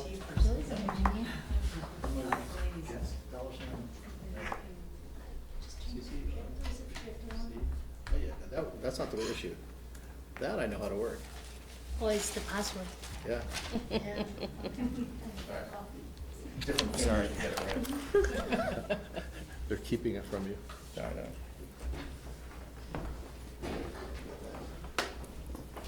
Cue the Jeopardy music. Take off. Thank you, Regina. That's supposed to embarrass your boss. I say thank you. Now we just need to, oh, okay. Actually, while Charlie's doing that, I'll say that I'm on the Huntington Planning Commission, so thanks a lot for passing our town plan. I didn't know I was gonna be here, Barbara, till 2 days ago, otherwise I would have said something to you about it, but, they're Here you important. go, Regina.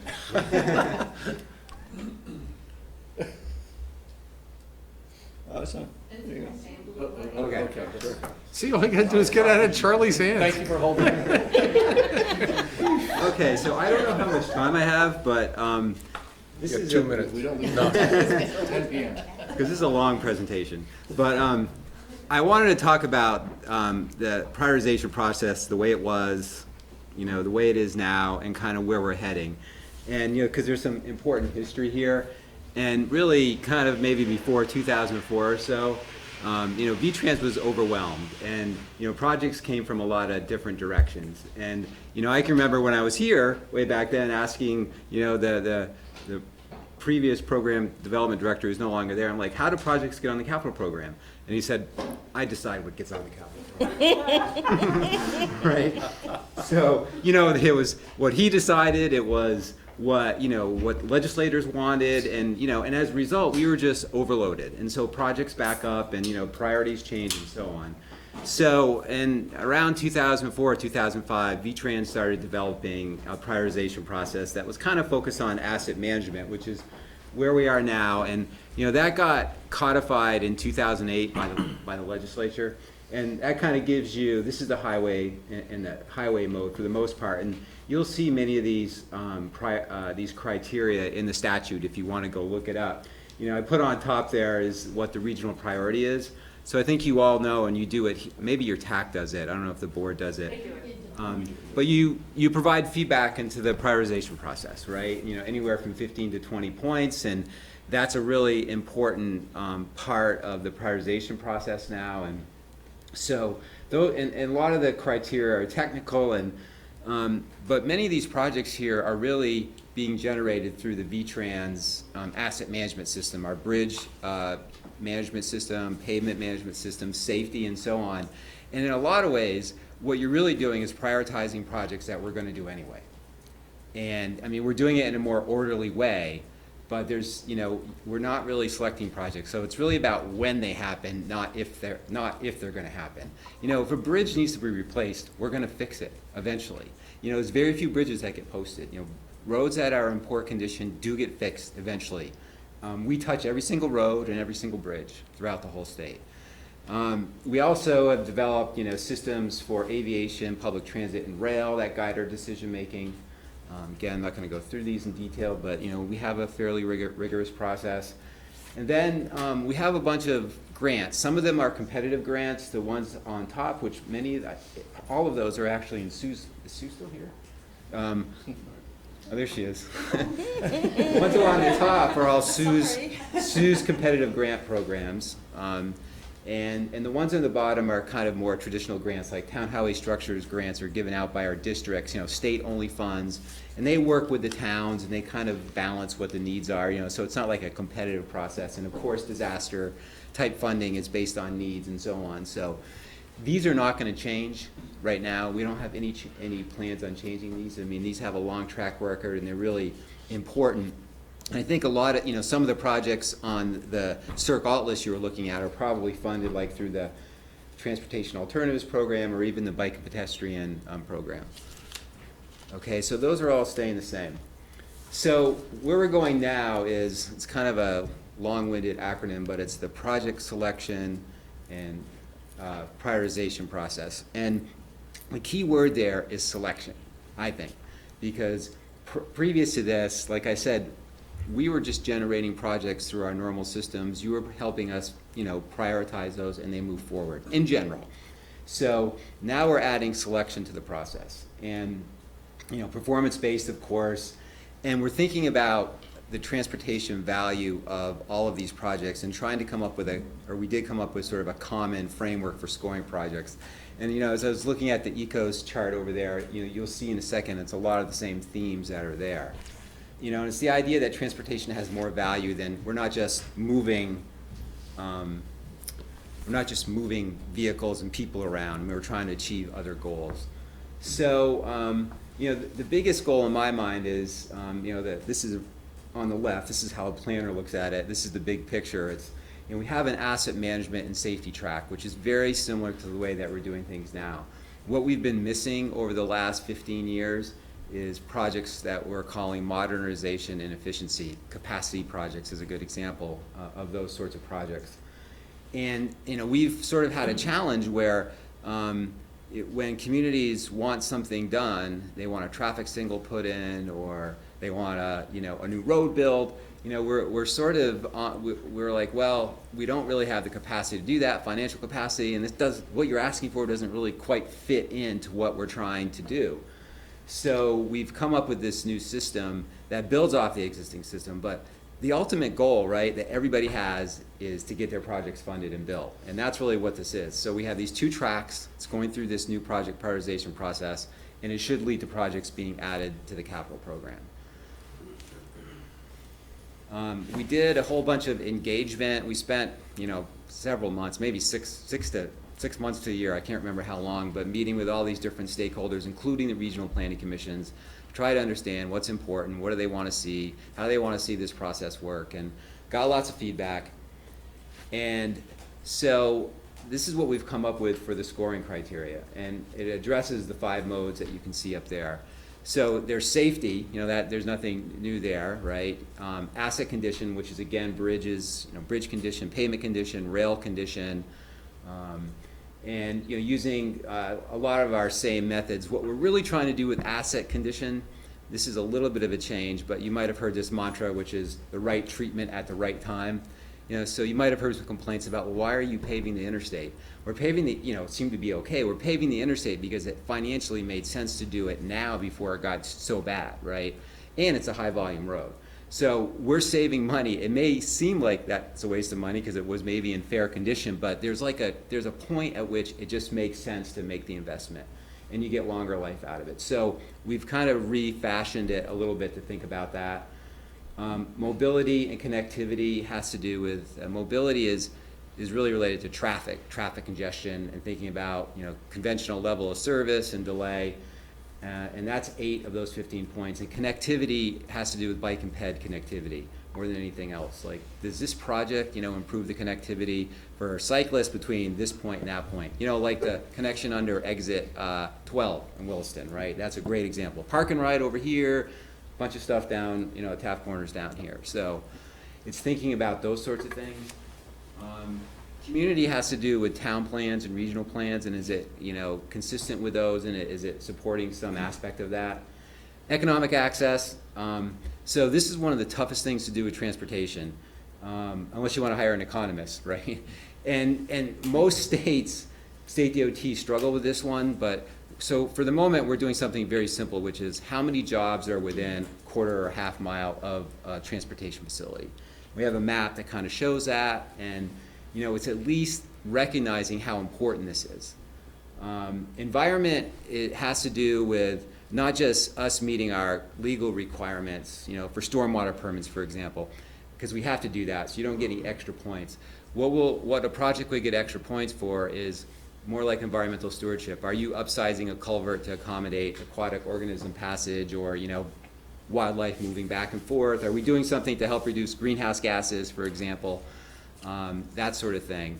Resiliency is really flood resilience, and that was actually added specifically as a criteria in legislation a couple years ago at our request, but it was added. And then health access has to do with, this was a tough one, but it got added in because there's a health in all policies initiative out there, and so thinking, and I think this is an important ecos thing, this was tough for us to figure out how to do, but are you improving access to like healthy food, to help, places where people get exercise and that sort of thing. So those all add up to 100 points, and that's what we're calling the transportation value. I mean, it's probably more like the societal value is what it really is. And so our challenge was like to figure out how to score all these different modes using this method. So this next chart is pretty complicated looking. But just to kind of keep in mind, on the left is the asset management and safety path. And then on the right is the modernization and expansion path. And then all those, the pipes in the middle have to do with the money, and how the money still kind of does get stovepiped a little bit into different modes and into different programs within modes. And, really big picture, our budget is like 620 million or so. And a couple $100 million of that goes to our maintenance and operations, and another 10 or 20 million goes to administrative type stuff, and so that leaves about $400 million that about $400 million that is getting invested in capital investments every year. So it's not insignificant. So we figure about 2/3 of that needs to go into maintaining roads, bridges, other assets into a state of good repair, right? And so I think if you do the math right, it comes out to something like, $80 million or so, on the modernization and efficiency path. So as Michelle mentioned earlier, and we have a bunch of legacy projects that we're trying to push through. And some of you may remember, like 20 or so years ago, I think it might have even been Brian Searles, he said, the system is done. Do you remember that? And so what he was really saying is the system is done, we're not adding any more modernization and expansion projects because we've got a whole bunch on the table. Like, I'm not sure the Bennington bypass was done at that point, Morrisville, Champlain Parkway, a lot of big projects, and we're now finally getting to the end of that list, right? And so 5 or so years, that's going to clear out, and that's going to give us some capacity to hopefully continue to maintain bridges and culverts, et cetera, in a state of good repair. And that's really important right now because with the new federal legislation, we have targets we have to meet. And if we don't meet certain targets, there's restrictions and penalties on the money that we'll get from the feds. So a lot of work was done, and that emphasis on fixing it first really did matter over those 20 years because we were falling behind on our bridge and pavement conditions, and we're now meeting or exceeding our performance targets in those areas, as well as the Fed's performance targets. So we don't want to lose that, right? Because it costs so much money to keep the existing system in a state of good repair. But we know that even though Vermont's growing slowly, we just can't, that's not enough, right? We've got to be able to build and expand the system and do more things. And now we needed a prioritization system that could kind of balance those two things. One of the things that is, right here. So the idea is that we're going to generate a list of our asset management projects kind of through here, through our normal process, and the RPCs are still going to be helping us prioritize those asset management needs. And what will kind of pop out at the end is a list of bridges, pavement, safety projects.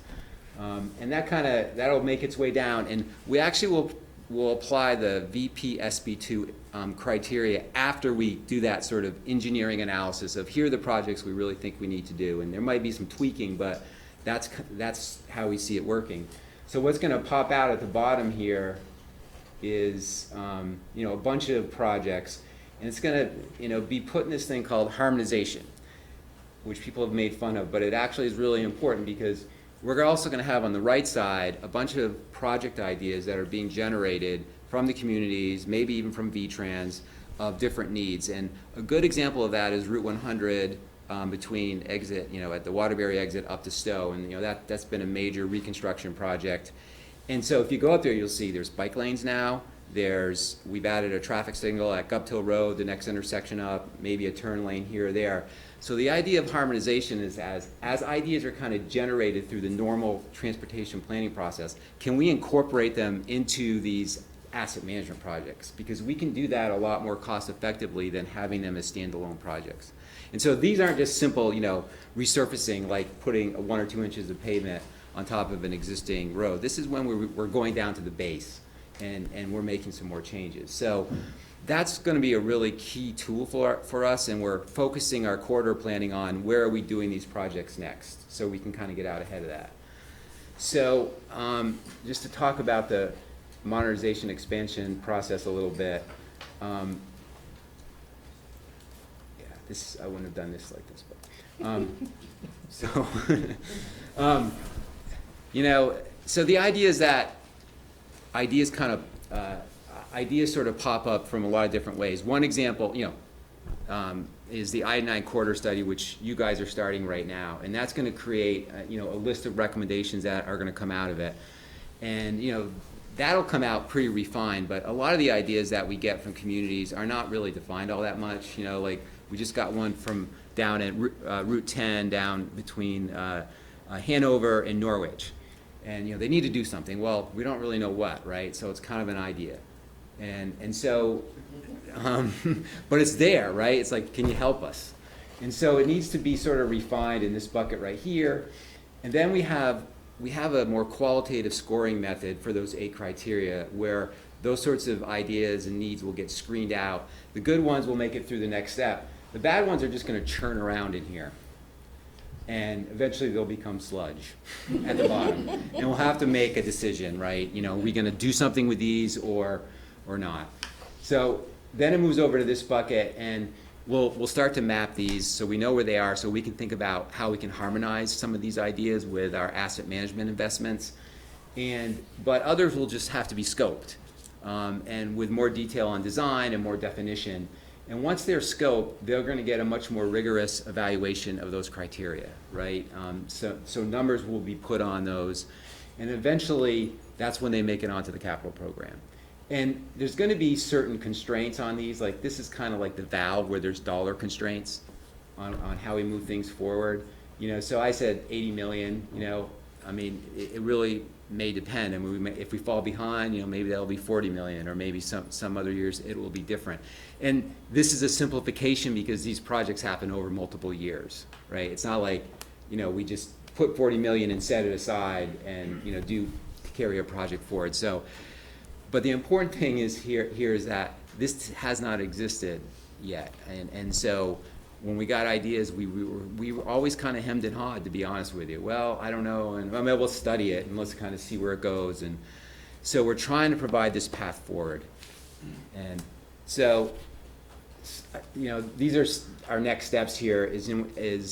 We've got to refine that qualitative checklist, and I think we're pretty close to that. And I should say, Christine is on the group that's been working with us in detail on it. Finalize the process for. Yeah, so there's a lot of, not everything that V-Trans does is going to pass through even the asset management method. I mean, there's sort of broad things that we do, like lines and signs, for example, that don't need, you know, they're just sort of typical that still go on the capital program. So there's some programs that don't go through this, and we're sort of working through that right now. We're going to pilot this using a current list, and what I had suggested the other day was we should take these candidate circle out projects and see, you know, kind of run those through and understand what those look like. And then ideally we would implement this, you know, I totally couch this in the same way, but no sooner than next year, you know, when we develop our capital program. Because, you know, it's tricky. I think a lot of you have worked on prioritization, and until you see what it really looks like. I think there's two other big challenges. One is the scalability of this. So if we're making like a, you know, I'll give you an example. Virgin's is really interested in a new road to get trucks out of their downtown. Well, that's a $50 million project. And so, you know, but it's going to tick off a lot of those values, right? And we have to scale that versus like intersection improvement with pedestrian, you know, enhancements, and that's going to cost $2 million. And how do we haven't figured out how to balance those two things yet. And the other question we've been kicking around is, you know, the regional equity question. It's like, how do we factor that in here, or do we even factor it in here? Or is that just part of the political process afterwards? I don't know. I mean, I think it might be dangerous if we're sort of like, have some weighting that gets applied, and this is what you see. So I'd be interested to hear your thoughts on that, because every region thinks that. Every region wants to know. Like Northeast Kingdom's going to say, well, we don't have as many jobs as Chittenden County, so we're not going to do as well in the, you know, in the job category, you know. I thought Jeff had that straightened out for you. There's probably a way to do it, but so this is where we are, and I'll just go. Yeah. Wait, I think there's a small fee. Conflict. No, I'll do it for nothing. Add the word no on it. Okay. You get what you pay for. Still. It's easy. 100 for Burlington, South Burlington, Metro, 10 for the rest of the state. Just a couple quick reactions, and yeah, thank you for, I think, the openness, and I think V-Trans have been really trying to be very transparent about this process, and also being transparent about wanting to be more transparent about project selection and prioritization, so that everybody can see the scoring and understand how things move, so, which is terrific. You know, objectives. And even on the harmonization side, which, you know, I don't know who's making fun of that, Joe. Senator Kitchell made fun of it. Yeah. It just sounds like a fuzzy term that comes down to, I decide what goes on the program. But I think but it has real value, and even on smaller projects, I think we've noticed an openness to take in new ideas, even in, you know, a district managed maintenance project where maybe 10 years ago, you said, oh, the community also would like, a bike lane or something there. They're like, that's not part of our scope. Right. Today they're like, oh yeah, we'll see if we can fit that in, and it's, I think just recently on Route 15, I think, they actually made changes, at a pretty late stage of the design there, to incorporate some amenities that, were really striping issues mostly, but it was easy for them to do, so just kudos on that. And then with the challenge with the scoring and this, kind of vetting things, one of the hard things I think for the RPCs, and one of the things I'm glad to hear we'll test it, because I think we absolutely need to test it. And that's something we've been asking for a little while now. Let's test this, because we're not gonna have a feel for how it works and how it, what the reality of it is until we really test it out. And one of the other comments I'll just share with you, not to bias how the test goes, but this question about we've had this kind of regional 20 points or whatever on different things to date. What they've tried to do is have some of those 8 criteria or parts of those 8 criteria be scored by the RPCs, and trying to do that, but it's pretty quantitative. Like there's no we tied ourselves in knots over doing our 20% about 8 or 9 or 10 years ago at a hotel in South Burlington, if I recall. And I mean, so there is some double counting, because we considered some of the same factors that are part of this. Trying to get away from that, which is partly, I think, them being more transparent about what is going into the base 80% or the rest of the scoring. I think it will actually help that conversation to be reassuring, like, oh, they're already looking at whatever it is, the volumes, the jobs, the other things that we have been, for the last number of years, been incorporating into our scoring. But there will be challenges, when we see what comes out of the quantitative scoring, where even whether it's at this table or at the TAC table, where they're like, yeah, that's the way the scoring came out, but there's another dynamic that's not captured, and how do we communicate that? So, and this is just me maybe being pessimistic or optimistic, but I expect we're going to need some room to be able to say, yeah, that's the way the scoring came out, but this other project, even though it's 78 instead of 83, is really more important than the one that scored 83. And how do we add in, there's another, whatever it is, the bonus points or something. I expect we'll probably have some of those situations as we test it, but I'm looking forward to testing it and see how it works. Fudge factor. Yeah, I think it's just the reality of the world. It's hard to quantify. Should be some discretionary points or something like that. Yes, something it kind of gets back to your regional distribution too. I think at a statewide level, they're going to have to be doing some of that too. So I guess I'm just saying this to, because I appreciate everything that has been done. I think we all know, like, there's the quantitative, and then there probably will be a little qualitative layer that needs to go. Kind of interesting that resiliency scores, flood resiliency scores 10 points. How many projects are in a floodplain? Well, how many roads and bridges in Vermont are next to rivers? Millions. I mean, it's not millions, but you have a good idea now. 10 years ago, you didn't even know, did you? Right. Yeah. It's everywhere, so.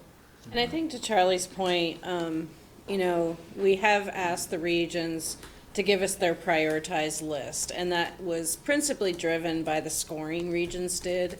But I think there was also a bit of, sort of truth checking to where the scores landed when regions did their scores versus what the regions felt their top priority was. And so I think you're right. Somehow we're going to have to. We haven't had a lot of that in the last few years. No. So Yeah. But I've seen anyway. Like Christine does the scoring, and the TAC is recommended. It makes to the board. sense. And I think maybe that the was better the the better the scoring system, hopefully the better the priorities reflect what people are experiencing on the ground and intuitively know are the needs.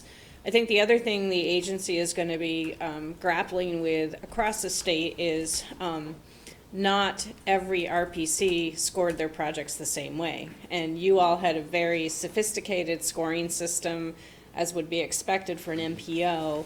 Other regions had different variations of scoring systems. Like Joe said, some of them counted things we were already counting in some cases, and so, so I think, rationalizing everybody into the same scoring system, I think is going to be a very important thing. But I think this geographic equity piece, the transportation system needs are not all created equal. We've already had that conversation here tonight.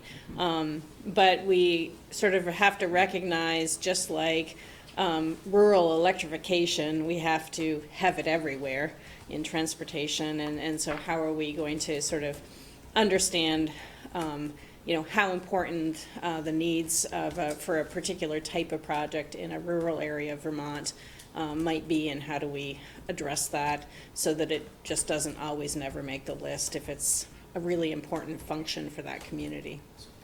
So maybe because we spend so much time doing it, Christine just does such a great job. I'll say this to you, so I don't have to say it to Amy next month when we do this. Maybe you should think about our score being like 25 or 30% of the points instead of 20. That's another concept, yeah.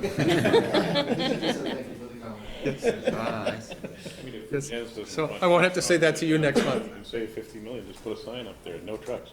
Send them down to New Haven. Oh. Yeah, we've heard from them too. Other questions? I just want to thank you, Mr. Chairman, for the time you all have given us this evening. I know we took way more than our allotment, and we appreciate it. And but we are willing to come anytime you have questions or concerns or needs. I was going to ask you how you enjoyed your 45 minutes. Thank you. Just to follow up on this, is it the expectation that we will be kind of testing this system in parallel, like this coming spring? That would be my Test it hope. For 21, see how it There are looks. expectations for that. Yes, that's Joe and my expectation.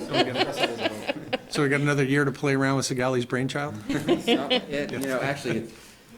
mine, but. It's a co-effort of Chad Allen and Joe, so, yeah, And so I and think, others. so we have a qualifications checklist that's in a draft form, the TPI, the transportation planner, they're gonna be talking about it tomorrow. And I think we will be able to compare it with our, system. So we'll have For that. this year. For the next. Yeah, the presentation you're gonna be doing in January. In January. Mm-hmm. Yes. Yeah. Okay. Thank you, Michelle. Thank you. Thank you, Joe. Thank you, Jason. Thank you, Susan. Afraid to touch any of these buttons. Wow. Okay, move on to next item, which is FY '21 municipal dues. Who wants to? So in your packet, I guess I'll take it and there's a memo. So each year, we have a policy to look at our dues. We have defined in our policy an index to look at, which is the Employment Cost Index for state and local government in, I think it's New England, published by the Bureau of Labor Statistics. And you'll kind of see, after we merged, we committed to not raising dues for 3 years. That was 2012 through 2014. We did a 1.8% increase in 15. We again kept it level funded for 16, 17, 18, 19, so for 4 years. This fiscal year, so last year at this time, we agreed to raise it by 2.3%.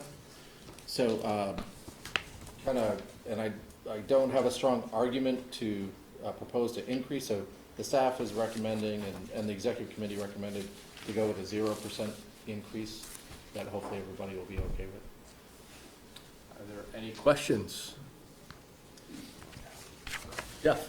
Was there any discussion about how we maybe being a little short-sighted, since this is used a lot for matching, local matching funds, for actually accomplishing the work that we do in the transportation portion of our activities? Yeah, and frankly, for other activities as Yeah. well. So, yeah, I don't know, I guess I've been torn, and I hate to bring up the budget conversation again. We're able to compensate a little bit for this it kind of impacts our indirect rate, is what happens, as we're not, don't have enough cash from the towns. It may influence our indirect rate being a little higher. So maybe fiscally, would be better to just increase it a little bit every year. In a known way, in a way in which Yeah, the so- communities could plan for it, so that we don't find ourselves in a situation where we gotta go to them for 3% one year, where we get pushback. Right. Yeah, so I guess maybe we could have another conversation. And it's not like, That, we did talk about that, because I brought that up well, myself. my point is, though, even if we don't spend it, it's not like it goes away. No, right, It gets banked, okay? And so we have it in case we need it for something, to match in order to be more effective in our work. Believe me, I hate raising budget line items in the municipal budget. As a recovering locally elected official, I always hated it when somebody came asking for more money. But in this case, these are investments in ourselves, and we haven't done it in 1, 2, 3, 4, 5, 6, like 8 of the last 9 yards, We right? did it this fiscal year. This fiscal year. Yeah, so this, partly, I think, I don't know, this is more like, let's do it every 2 or 3 years rather than every year. I could- Maybe it should be 1%. I could see that, but 2 years out of the last 9, Yeah, we right. raised local municipal assessments. Last year was one of them. Yes, I understand. But at the same time, you haven't seen a tremendous growth in your budget, and you've been able to match the federal dollars you've received, correct? Yep, to date, yep. And there's nothing in the horizon that we're going to be able To do it, not just automatically make increases. I think municipalities deserve having a really well-thought-out reason why we would be doing our increases. And I think at the executive committee, we had the discussion, and what we got was, well, there's enough money there to meet what we need to match, so why raise it? Okay, I wanted to know what was discussed, that's all. I just get this gnawing feeling that since we've done it 2 out of the last 9 years, that we might be inadvertently causing ourselves some harm. Well, we also had the discussion a little bit about if we don't do it and then, every so often you come, how's that gonna be reacted by the communities? And I think that the fact that we've had such minimal increases goes to show the communities that, hey, we're trying to be, good about what we ask for here, not just ask willy-nilly for a 2% increase just because that's a cost of living increase or whatever. You know what I mean? Well, I'm not suggesting we make a willy-nilly request for resources for anybody. I'm wondering if there isn't some underlying real need that we may not be being honest with ourselves over. That's all. Because these funds do leverage other spending and because they're matching. And I would never argue that we should confiscate funds from our member communities for anything other than what we would put to use to their benefit. Understood. But again, I think it came down, the executive committee, and correct me if I'm wrong, that the monies we're raising is adequate to meet our needs this year, so. And don't forget, I was part of the discussion at the beginning which said, let's not raise funds to any municipalities for 3 years after merger. So. Understood. Any other comments? Anyone on the exec committee want to weigh in? Well, I mean, it was Go a ahead. very dynamic conversation about that, whether you could see the idea of doing a little bit every year rather than what the forecast was, rather than, jumping it all of a sudden big. But, based on the discussion, that we did have enough match money and that we weren't shorting ourselves for what we knew was in the pike, that sure, I mean, there wasn't a very good reason to go ahead and increase it even a small amount. I'll just add, I made a commitment as the director to the executive committee and to the full board that I wouldn't sandbag you, like, okay, we're not gonna raise it for 3 or 4 years and then hit you with 10.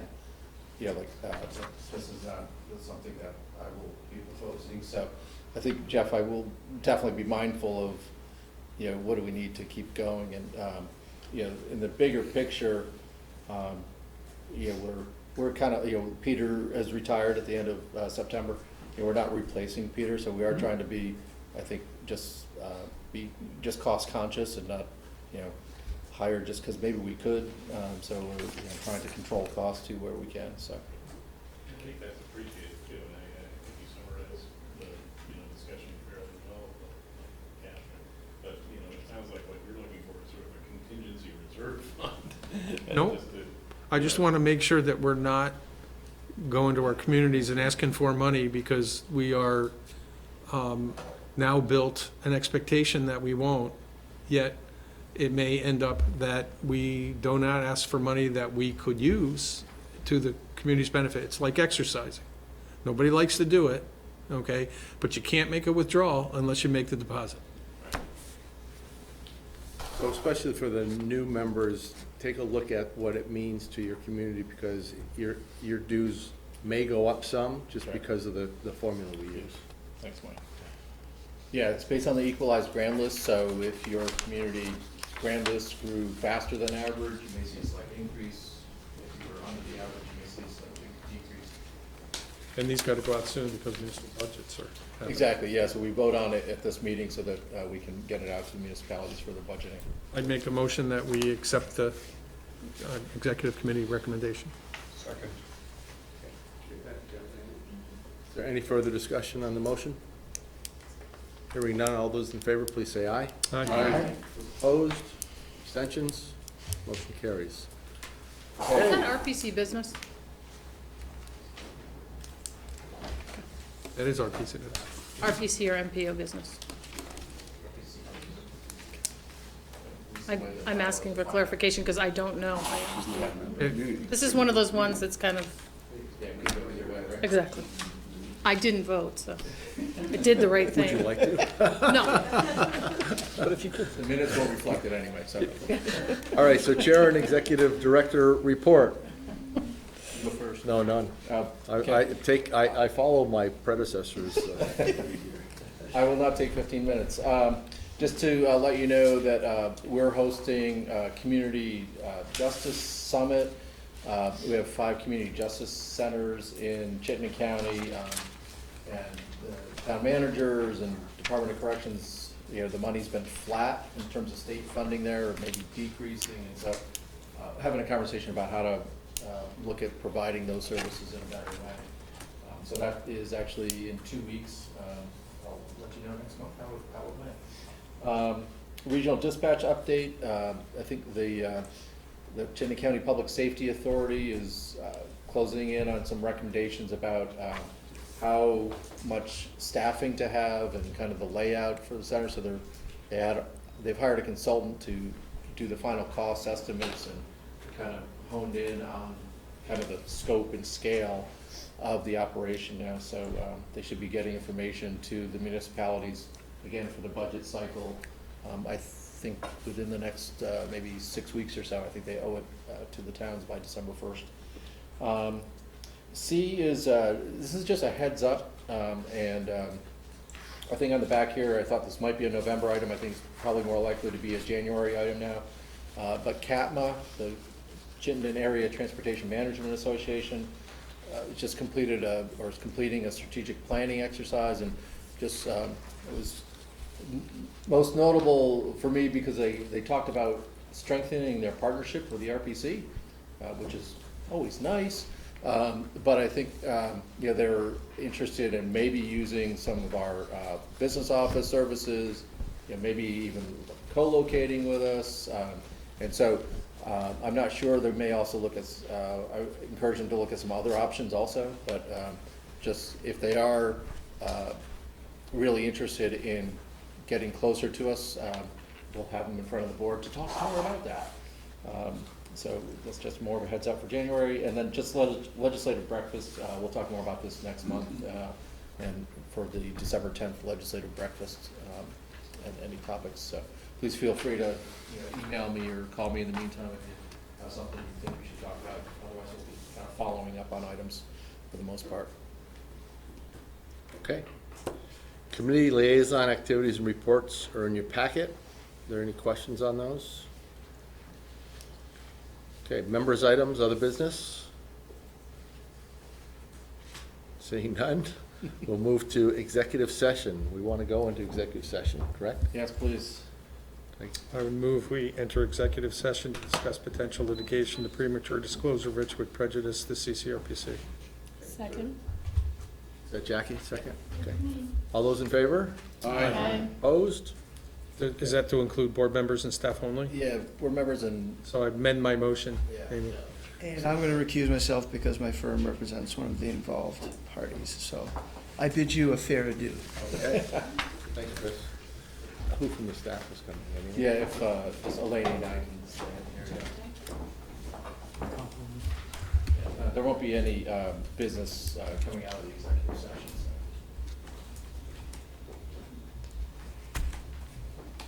so. Scott, are we off? In just a second.